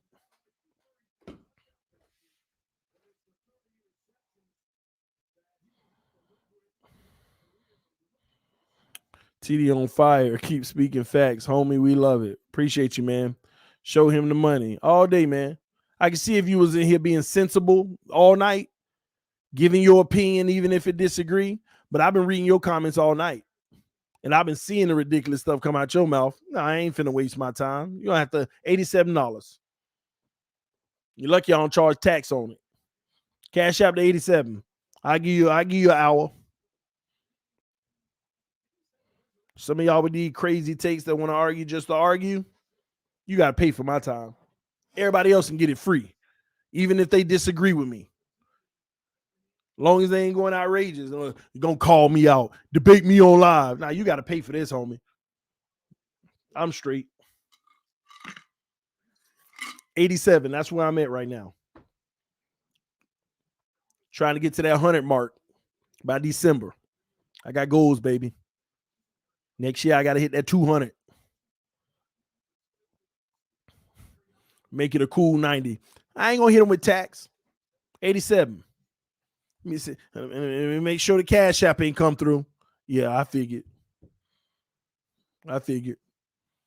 Roberto dropped the donation and TD will drop the link. Roberto ain't doing nothing. He said, how about no? I work for SCRU face. I don't even know what this man talking about.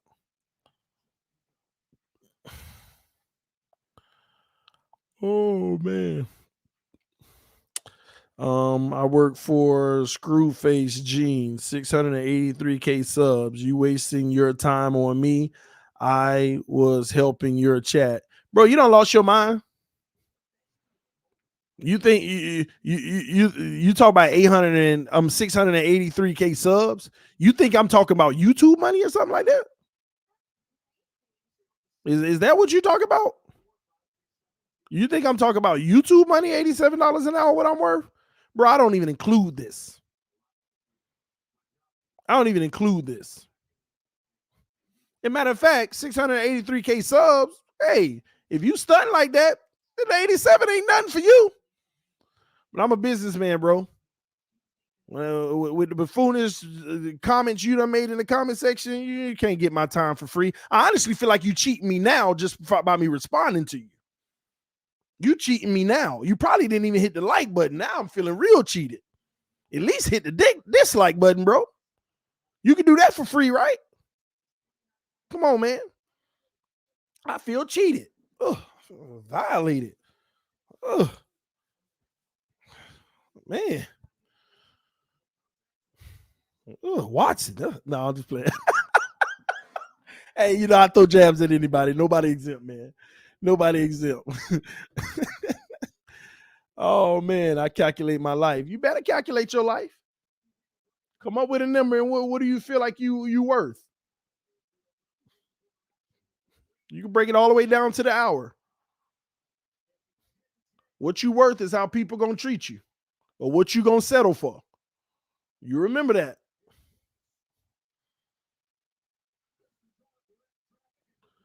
Oh, Jameis Winston picks up the first down on 2nd and 7. TD on one tonight. I'm trying. Paying $2.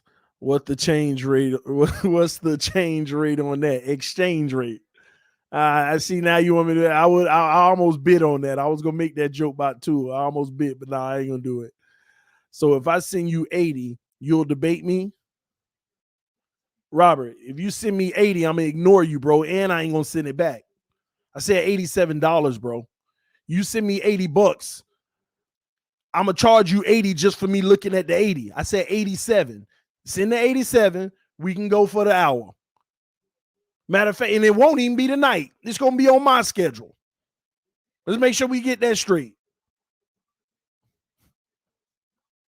You send that 87. You hit me up an email. I'll respond. I'll tell you what 2 or 3 nights I can give you for 1 hour. You can talk your talk. I'll talk mine. End of the day, we both respect each other. We move on after that. Hey, but don't feel pressured to do it just because I'm calling you out live. Don't feel pressured to do it. That's the wrong thing to do, bro. You ain't got to, I paid the 87. You ain't got to prove nothing. You ain't got to prove nothing. I'm actually trying to help you, bro. And I ain't saying that as reverse psychology. You ain't got to prove nothing. I'm just saying, I'm letting you know real talk. I done heard your takes already in the comment section. If me and you debate, I'm going to ether you. So don't waste your time because you're going to be paying $87 to play on my rules. I want you to think about that. I'm trying to help you out. You're going to be paying $87 to operate on my rules. I'm trying to help you out. This ain't about me stunting on you right now. This is about me teaching you a lesson. There's a cool lesson in this. You don't pay money to be on somebody else's rules. That's why I know if you actually paid it, you be doing something to prove to these people in the comment section. Don't do that, bro. I don't need your 87. But I will charge you if you want to go down to it because I'm not going to waste my time. My time is valuable. I could be watching a movie with my wife on whatever time we scheduled it.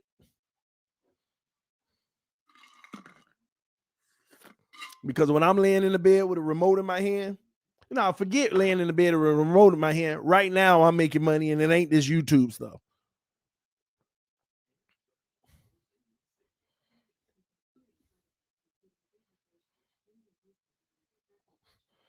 So again, bro, you just said 87 for a live now. And what did I tell you? See, that's what bosses do. Yeah, I did say 87 for a live now. And then I told you, you know what? Just because I feel like it, it's going to be when I want it to.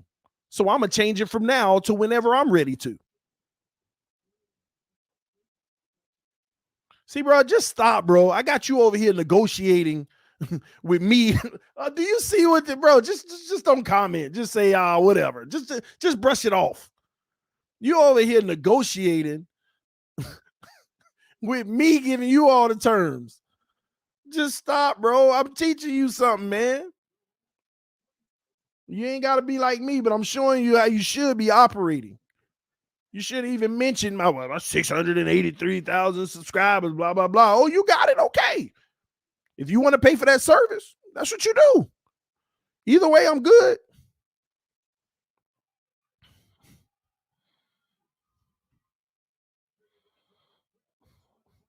You got to understand, bro. I just had the homie Ronnie donate $50 to the channel, even though YouTube gonna take their 40%. So they gonna give me about $30 of that. But he did it out of love. He said, I'm going to put two. He did it to make a joke. He did it out of love just to be like, here, TD, I'm supporting the channel and I'm gonna make a joke at the same time. $30 like that. And I'm gonna sit here and deal with your crazy takes for free. Come on, bro. Come on, bro. Just keep it 1,000 now.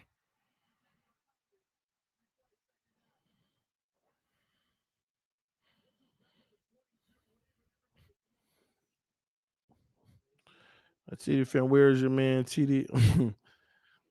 The problem is these two loving reporting YouTube and bloggers created these two ears by not telling them the truth. TD, hide Chris Carter, tell the truth.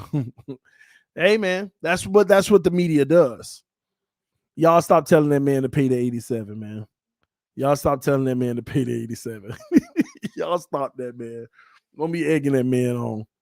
It ain't that serious, man. I don't even want it now. I don't even want to debate him. I'm scared. I'm scared now. Okay? I don't even want to debate. Man, I'm going to save him from himself. I'm scared. I'm terrified. I won't even accept it. You send it to me, Cash App, I'm going to send it back, bro. I'm not even going to accept it. I'm not going to debate you, bro. Not going to debate you. Matter of fact, now I feel so bad. When we have an open panel, if I ever see you backstage, I'll make sure you join, bro, for free. Okay? For free. We'll do that, okay? I'm good, bro. Matter of fact, I'm gonna pay it forward, okay? Man, this is the platform though. ABAV, you know what the promised land is, man. LMAO, the Super Bowl. Now TD really scared, trying to play it off. LOL. What I got to be scared of? Well, yeah, I'm scared. Yeah, you know what? Again, sometimes y'all almost suck me in on that one. Yeah, I'm scared. I'm scared. I'm trying to play off that I'm not scared by saying that I am scared. Yeah, you're right. You're right. I'm a chump. I'm soft. All that stuff. Good. I am. Defending myself ain't gonna make me no more money. So yeah, I am. All right, panels better be free. Oh man, you are. I know I am. I'm terrified. You talked to him for 20 minutes. What's the difference? See, that was charity. That's why I said I'm starting to feel cheated by even responding, but it's all good. I need to be a lot more generous because one thing that I do know, God will not bless me if I'm not generous in life. That's why I live my life generous. That's why I live my life very generous. Very generous.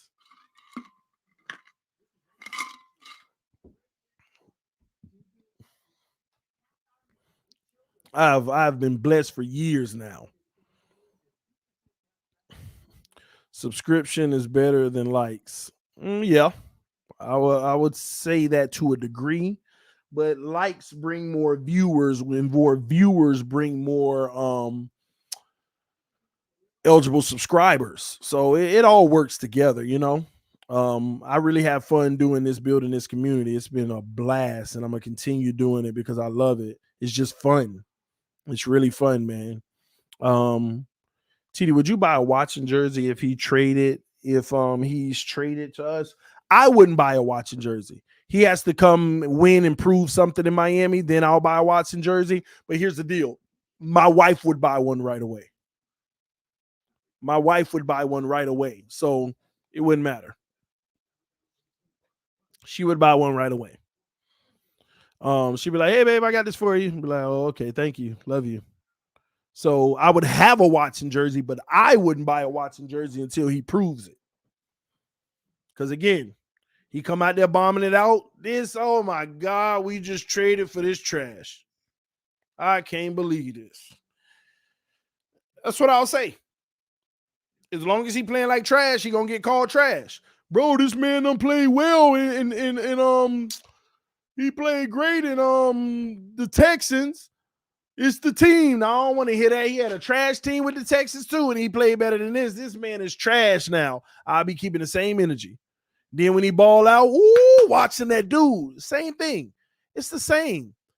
I wish that we get him so that I could prove that hopefully he play like trash starting out. I don't care. I'm just saying. This is what people don't understand.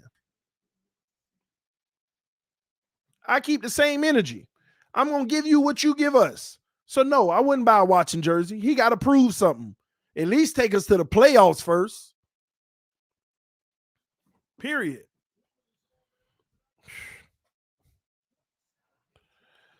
Let's see here.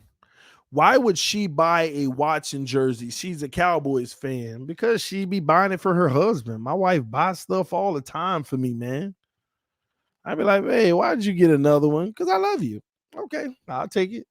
It is what it is. My wife, it's always something. Amazon, the Fan Addicts, is always something coming to this house for me. Always. So, I mean, y'all don't understand.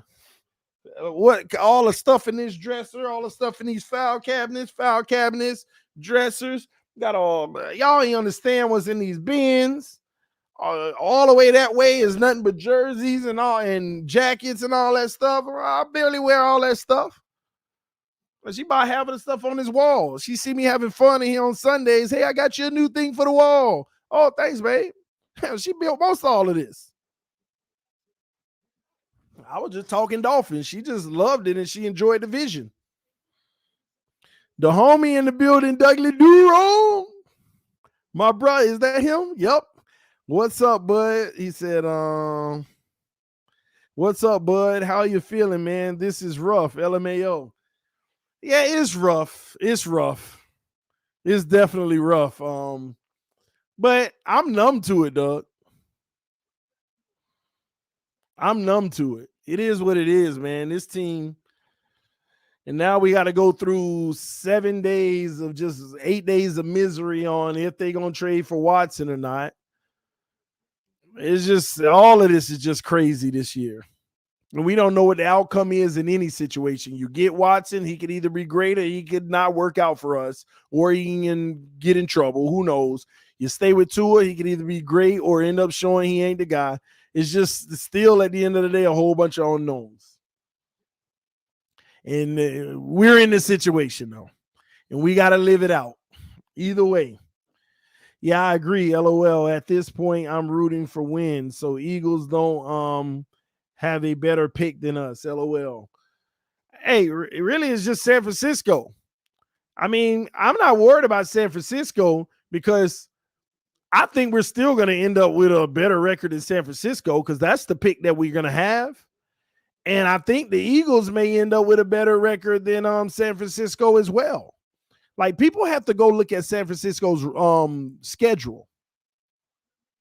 I know a lot of people not looking at their schedule coming up. Let me go ahead and give it to y'all.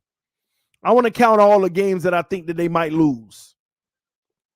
So they'll probably beat the Bears, and they may not, but I'm just saying I'm going to try to give them games just to go worst case scenario. They'll beat the Bears. They'll lose to the Cardinals. They'll lose to the Rams. They'll beat the Jaguars, maybe, but I'm going to give it to them. They'll lose to the Vikings. They always play them tough. They'll lose to Seattle. Russell will be back definitely at that point. They'll lose to the Bengals. They'll beat Atlanta. Hope maybe not, but I'm just going to give it to them. They'll lose to Tennessee. They'll beat the Texans, and they'll lose to the Rams again. They got 7 more losses coming their way. That's 11 losses. That's 11 losses. So they may go 6-11, the 49ers. 6-11 may get you a top 7 pick, top 8 pick. I think 6-11 will get you a top 8 pick. Am I wrong on that? And that's if they win all them games that I just automatically gave them.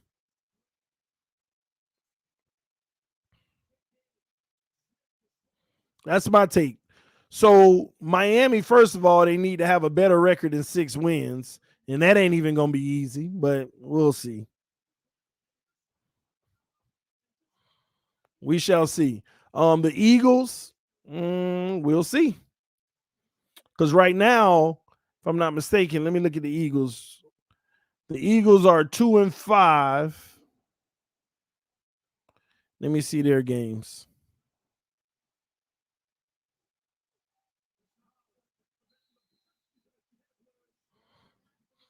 Here we go. Yeah, they already. What? Hold on. Yeah, they got 2 wins. So how many more losses will the Eagles take? They got our pick. Wait, no. They don't have our pick, but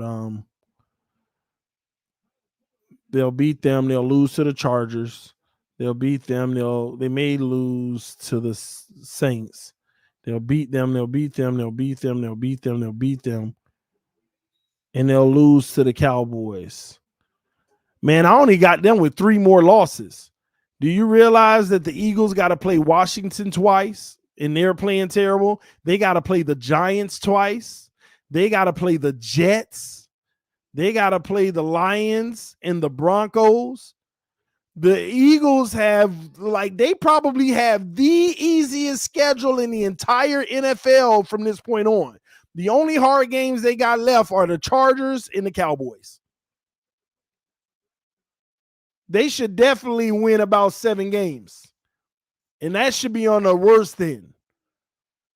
They have 7 easy games coming up. So we'll see. We'll see.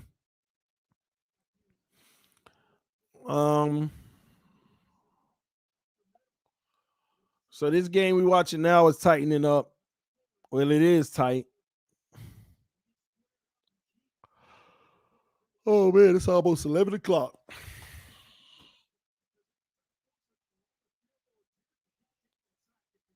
An elite QB isn't required. Elite QB is not required. I agree. Oh, he missed the kick. Seattle just missed the kick. At TDPHINSTALK, is any one player alone on this team worth a first rounder? Not X anymore. Anyone on this team alone worth the first rounder? Yeah.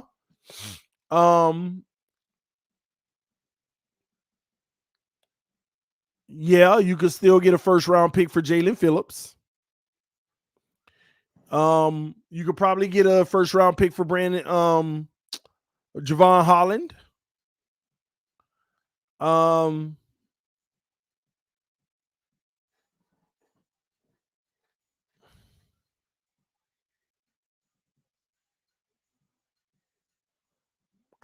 It's tough because Gesicki has value, but I put him top second round value because he's going to have a contract coming up.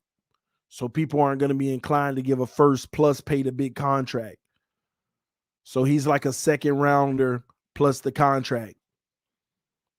That's why teams with expiring contracts on players, you always say, how did they get him for that? Because his contract expiring. They're not just taking him on, they're taking a new deal that they're going to have to give him as well. So I'm going to give Gesicki a second round value right now. He's a first round value if you ask me, but in a trade landscape, you're not going to get better than a second.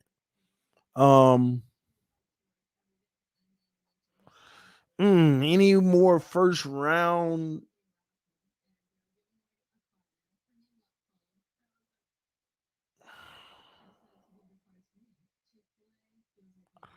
DDW said also depends if you pay for some of the contract like we did with Tannehill to get a better pick. That's true.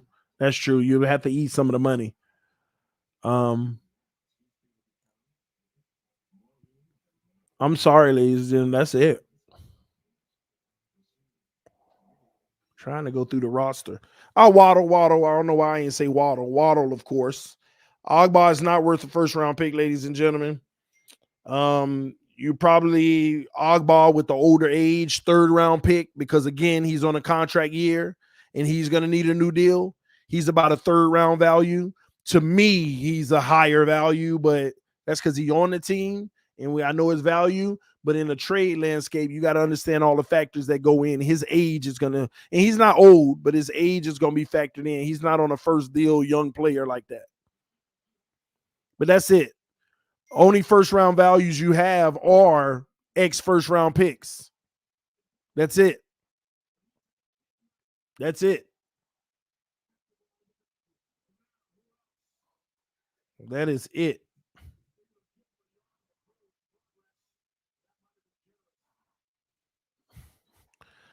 Wilkins first round TD. Yeah, Christian. I keep forgetting. Yeah. See, all the guys that were drafted in the first round and within the last 2 to 3 years, they may still hold that kind of value.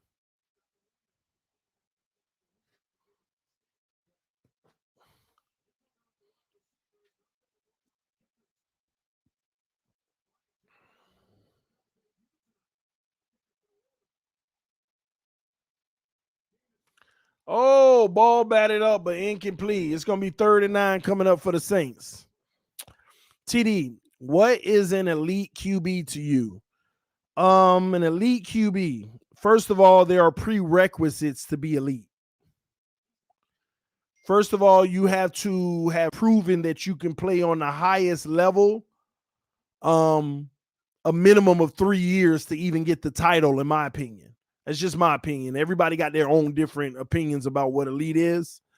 But my prerequisite for elite, first of all, you have to play on a high level for a minimum of 3 years consistently in a row. That's why I don't give Josh Allen elite. We got one elite year. Let's see that continue. Because here's why I say that. If Patrick Mahomes keeps up the pace that he's on right now, is he playing elite? Now, he's shown you years that he's had that elite status, right? And it's hard to be taken away. Once you get that 3, you get thrown in there, but you're not cemented. To be cemented in the elite category, minimum 6 years of playing on that high level. It ain't many elite, period. There ain't many elites. You have to understand that's a whole nother bracket. There are not many elites. And there's different levels to elite.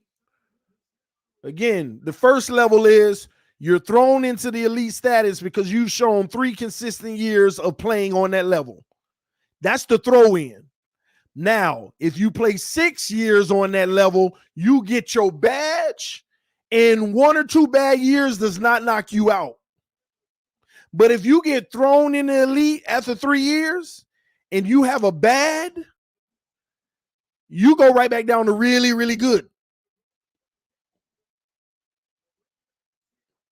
That's just how I look at it.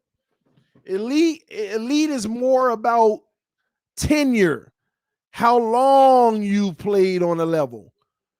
Somebody said Mahomes was elite. No, Mahomes is elite. He got thrown into the elite conversation because we got 3 years.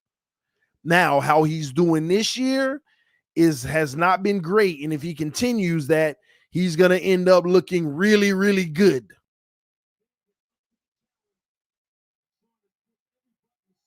But the thing about really, really good, if he comes back year 5 and he go back to the elite, he's thrown right back in the elite right away. It's a lot. Those are the factors, man. It's about how long you play on that top level. It ain't about you show that you can play on that top. Look at Ryan Tannehill. For the last 2 years, he's had elite numbers, but he ain't elite. But imagine Tennessee this year going to a Super Bowl, just hypothetically say they win it, and Tannehill actually performs well. I still wouldn't put him in elite, but he'd turn into that really, really good. And he'd need 1 more year because he came in at a half of a year at one point. And he need 1 more year, and hey, he would be considered elite, whether you like it or not. Whether you like it or not. And that's just the throw in. He could jump out anytime. Tannehill would have to give you about 4.5 elite years past this point to be cemented as an elite quarterback in the NFL. 4.5 years of that from this point forward. Time will tell. TD question, Miami trades for Watson.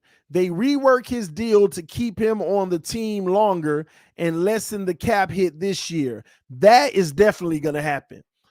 I could see them because you got to understand the numbers. Watson is $10 million this year, but if he came to Miami, he would only be about $5,500,000 because he's already got paid about $4.5 million from the games that we've already played, right? He's already almost done with half of the season. So people need to understand that with his $10 million cap hit this year, he's already been paid almost half of it.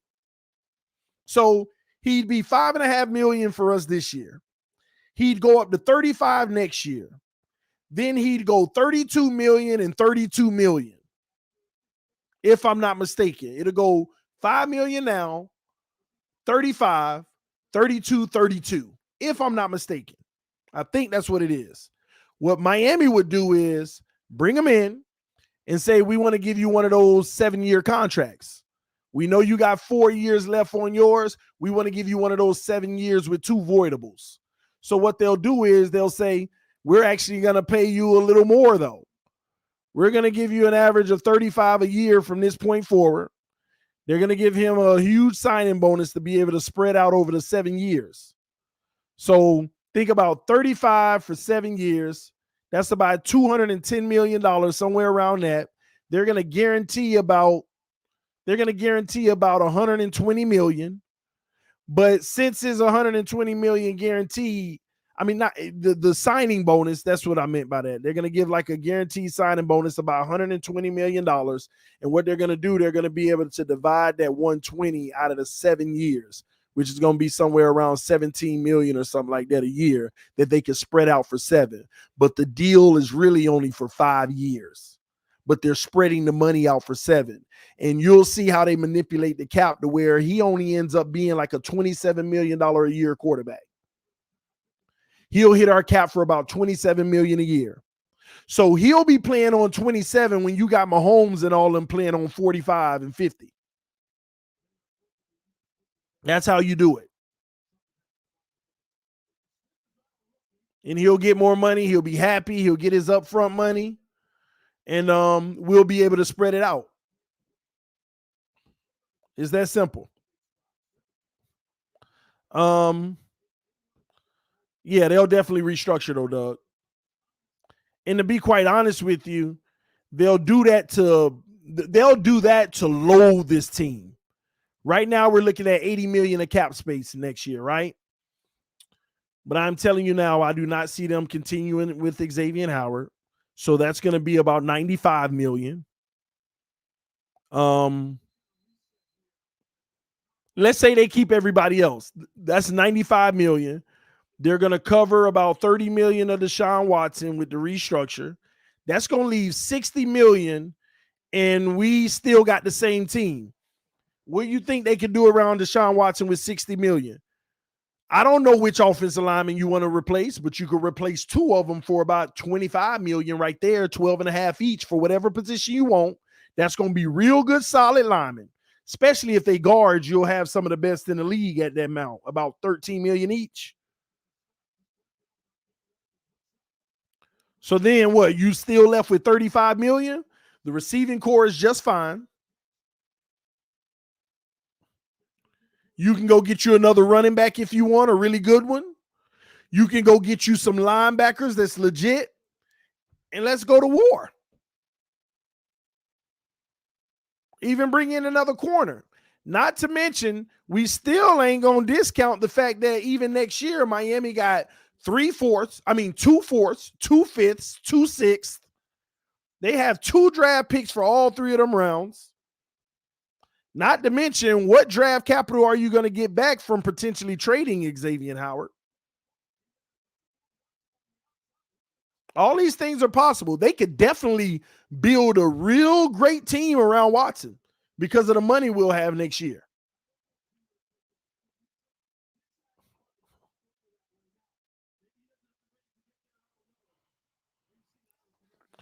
What would be crazy, Miami pulls off the trade before the weekend and Watson first game back is for us against the Texans. Well, that's what they say. If it happens, it'll be against the Texans. But, Doug, I think it'll either happen tomorrow or Monday or Tuesday. And if it don't happen on those days, it won't happen at all. They can't make this trade on Wednesday, Thursday, Friday, Saturday, or Sunday. That's a distraction. Tua will be practicing on Wednesday with the team. Why would they start their game plan with Tua on the field? And then you don't want them to go through the rest of the week. Jacoby would be needing to get those reps if that's the case. And you don't want him playing a game knowing that Watson's already coming. Deal is done. So if it's not done tomorrow, I pray they wait until Monday or Tuesday if they do it. And if they don't do it, they don't do it anyway. Let's go to it for the rest of the season, see what we get out of it. The rest of the season will be evaluation, because if we don't beat Buffalo, which is not likely at this point the way we've been playing, they will officially eliminate us from the playoffs. 7 losses, that'll officially eliminate you from the playoffs. If we didn't get in with 10 wins last year, we ain't getting in with 10 this year with an extra game. So we just be in evaluation mode. And I'm going to be honest, it'll be even worse for people because now there's no expectation of winning. Now people ain't going to do nothing but be critical and evaluate everybody on the field. This person is, this person that. It's going to be 10 times worse. Everything you do good and everything you do bad is going to be amplified, and it's going to be worse. So we'll see. But we got 3 minutes left in this game, and the Saints are right here knocking on the door, and Kamara's going to run and slip and lose a yard on 1st and goal. Now it's 2nd and goal from about the 7-yard line.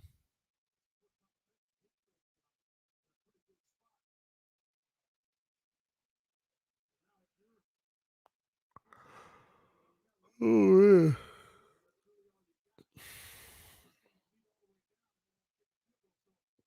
A lot of teams in the AFC losing. 10 wins could get you in. It ain't happening, bro. It's not happening. You see the video of Marino talking to Tua before the game. I've never seen Marino talk to anyone like that. Yeah, Doug, what you think it is? I think it was just simply him saying, go out and play your heart out, because it's not about you playing for just the Dolphins. It's about you and your career. Be a professional, make plays, be the best presentation of yourself, because whether we trade you or not, because if we don't trade you, we need your best. If we do trade you, you want to show your new team your best. That's what I think it was, because he said in the press conference, it was always encouraging from Dan. And, he talked to me about, he encouraged me and some other things, he said to me, but I'll keep those private. There you have it. I think that's exactly what he said to him. So I think Miami, honestly, if you really think about it, ladies and gentlemen, we're in a good place, because if we don't get this Watson trade done, I think they feel like, hey, we'll just keep growing with Tua. Even if it's growing pains, we'll grow with them. If they get the Watson deal done, then it's like, okay, we got Watson. We've been transparent with them. This could happen. The time is here. I truly don't feel like they have an issue if they're forced to move forward with Tua. They'll just keep on going through that process of developing him. And I really honestly don't think they have a huge problem with that. I think this is really all about the fact that they have a once-in-a-lifetime opportunity that never happens in the NFL, and they have to take advantage of it. I think that's all it is. But it sucks for Tua. And I ain't trying to make it. And Jameis Winston takes an unexplainable sack that he should have that's just a bad sack you don't take. And they're going to take this to the 2-minute warning and let him kick the field goal. Here's why I say it sucks for Tua, because it sucks for Tua and the Dolphins. And let me tell you why. If the Dolphins can't pull off the Watson trade, what they've essentially said is, we don't believe that you'll be the guy that'll take us to the Super Bowl. We like you. We enjoy your improvement and you're playing good football, but we just don't feel like you are the guy that has enough to take us to the Super Bowl. Because any team that believes that their guy, even if it's 2 or 3 years from now, could take them to a Super Bowl, they're not even entertaining this. They're not even entertaining this mess. And Tua knows they don't believe he's that guy to do that. They like him. They believe in him. They have a good career in the NFL, but they don't believe he's the type of talent that's going to get them over the top. And that's what it comes down to. That is the Miami Dolphins, what they believe.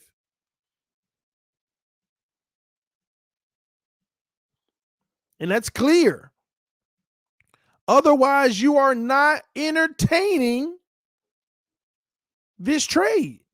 Cincinnati's not entertaining. It's not even a thought for them. Chargers, it's not even a thought for them.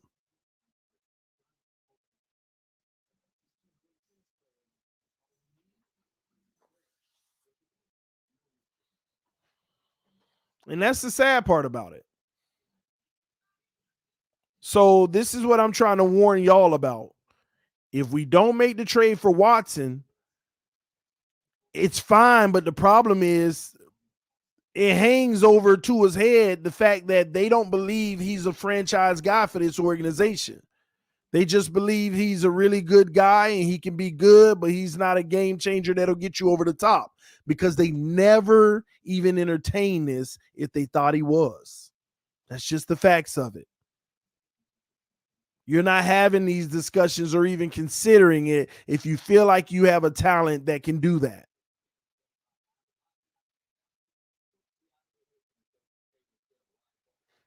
And what do you think he thinks?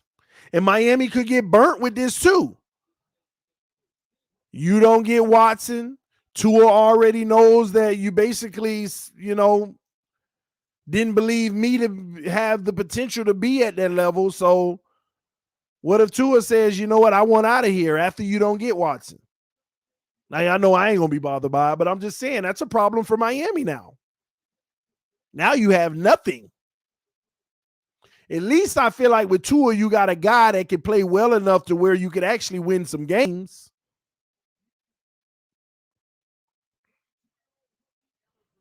So it's a lot of risky stuff happening right now.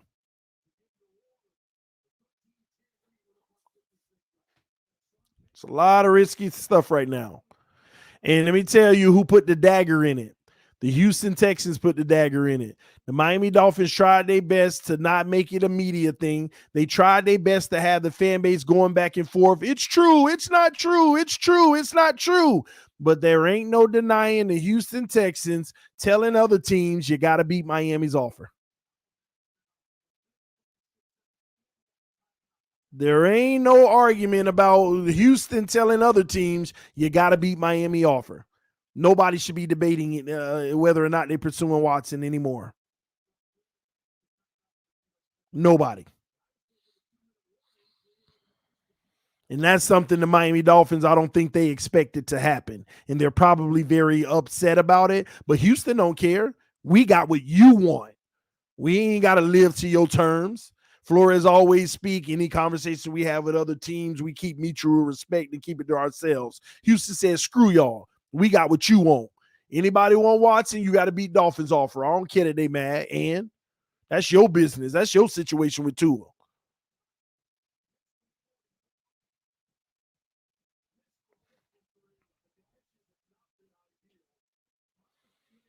Dolphins would have been just fine they would have been just fine when all this was said and done, trying to save face and be like, say we don't trade for Watson.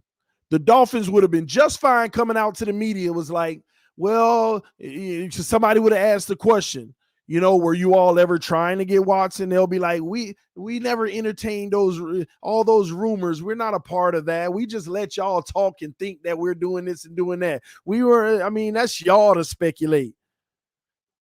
And they'll come out and make it seem like they never tried, but they can't do that anymore.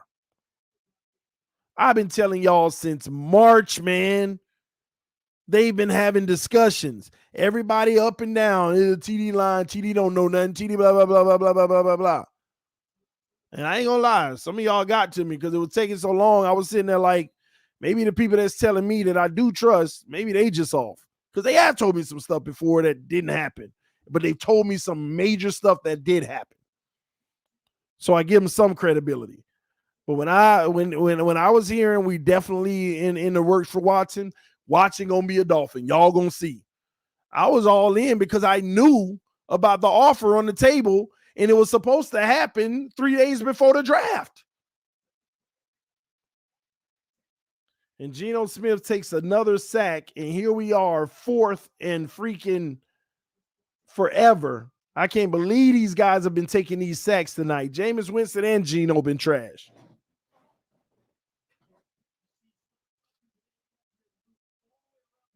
But at the end of the day, even though we're tired of waiting to see what's going to happen, next Wednesday, no, we won't be waiting anymore. At the latest, the countdown is here.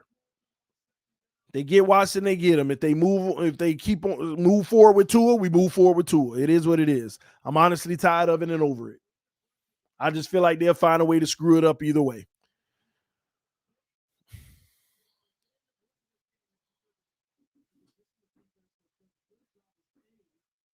A minute and 13 left and not enough timeouts. This is the game right here, 4th and 28. This is the game. Pretty much you got a Hail Mary going here. Unless you got Ryan Fitzpatrick or Jacoby Jasecki. Still lost. Houston being greedy. They still salty about Tunsil. I wouldn't be surprised. I told y'all back in the day we may not be able to make the trade because they're going to try to rob us because they know we robbed them. But I also said if Greer recognized that we did rob him, go ahead, give him a little more back. And it don't matter. We robbed them and they ain't do nothing with the picks. We robbed them and ain't did nothing special with the picks.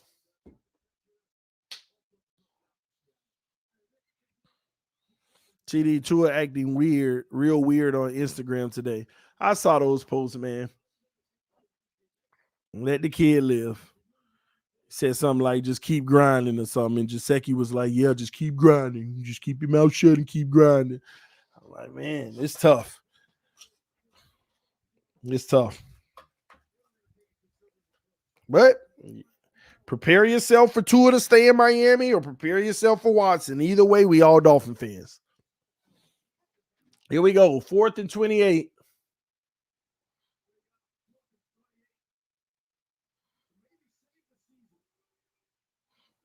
Now this game is over. And you look like you want to take the sack. And what kind of pass is that? Almost picked off. And that's game, y'all. That'll be game. Amen to that, TD. Yeah, man. That's game right there. Seattle loses. I thought Seattle would win this game. 2 trash teams, 13-10. Both the quarterbacks play like bums, of course.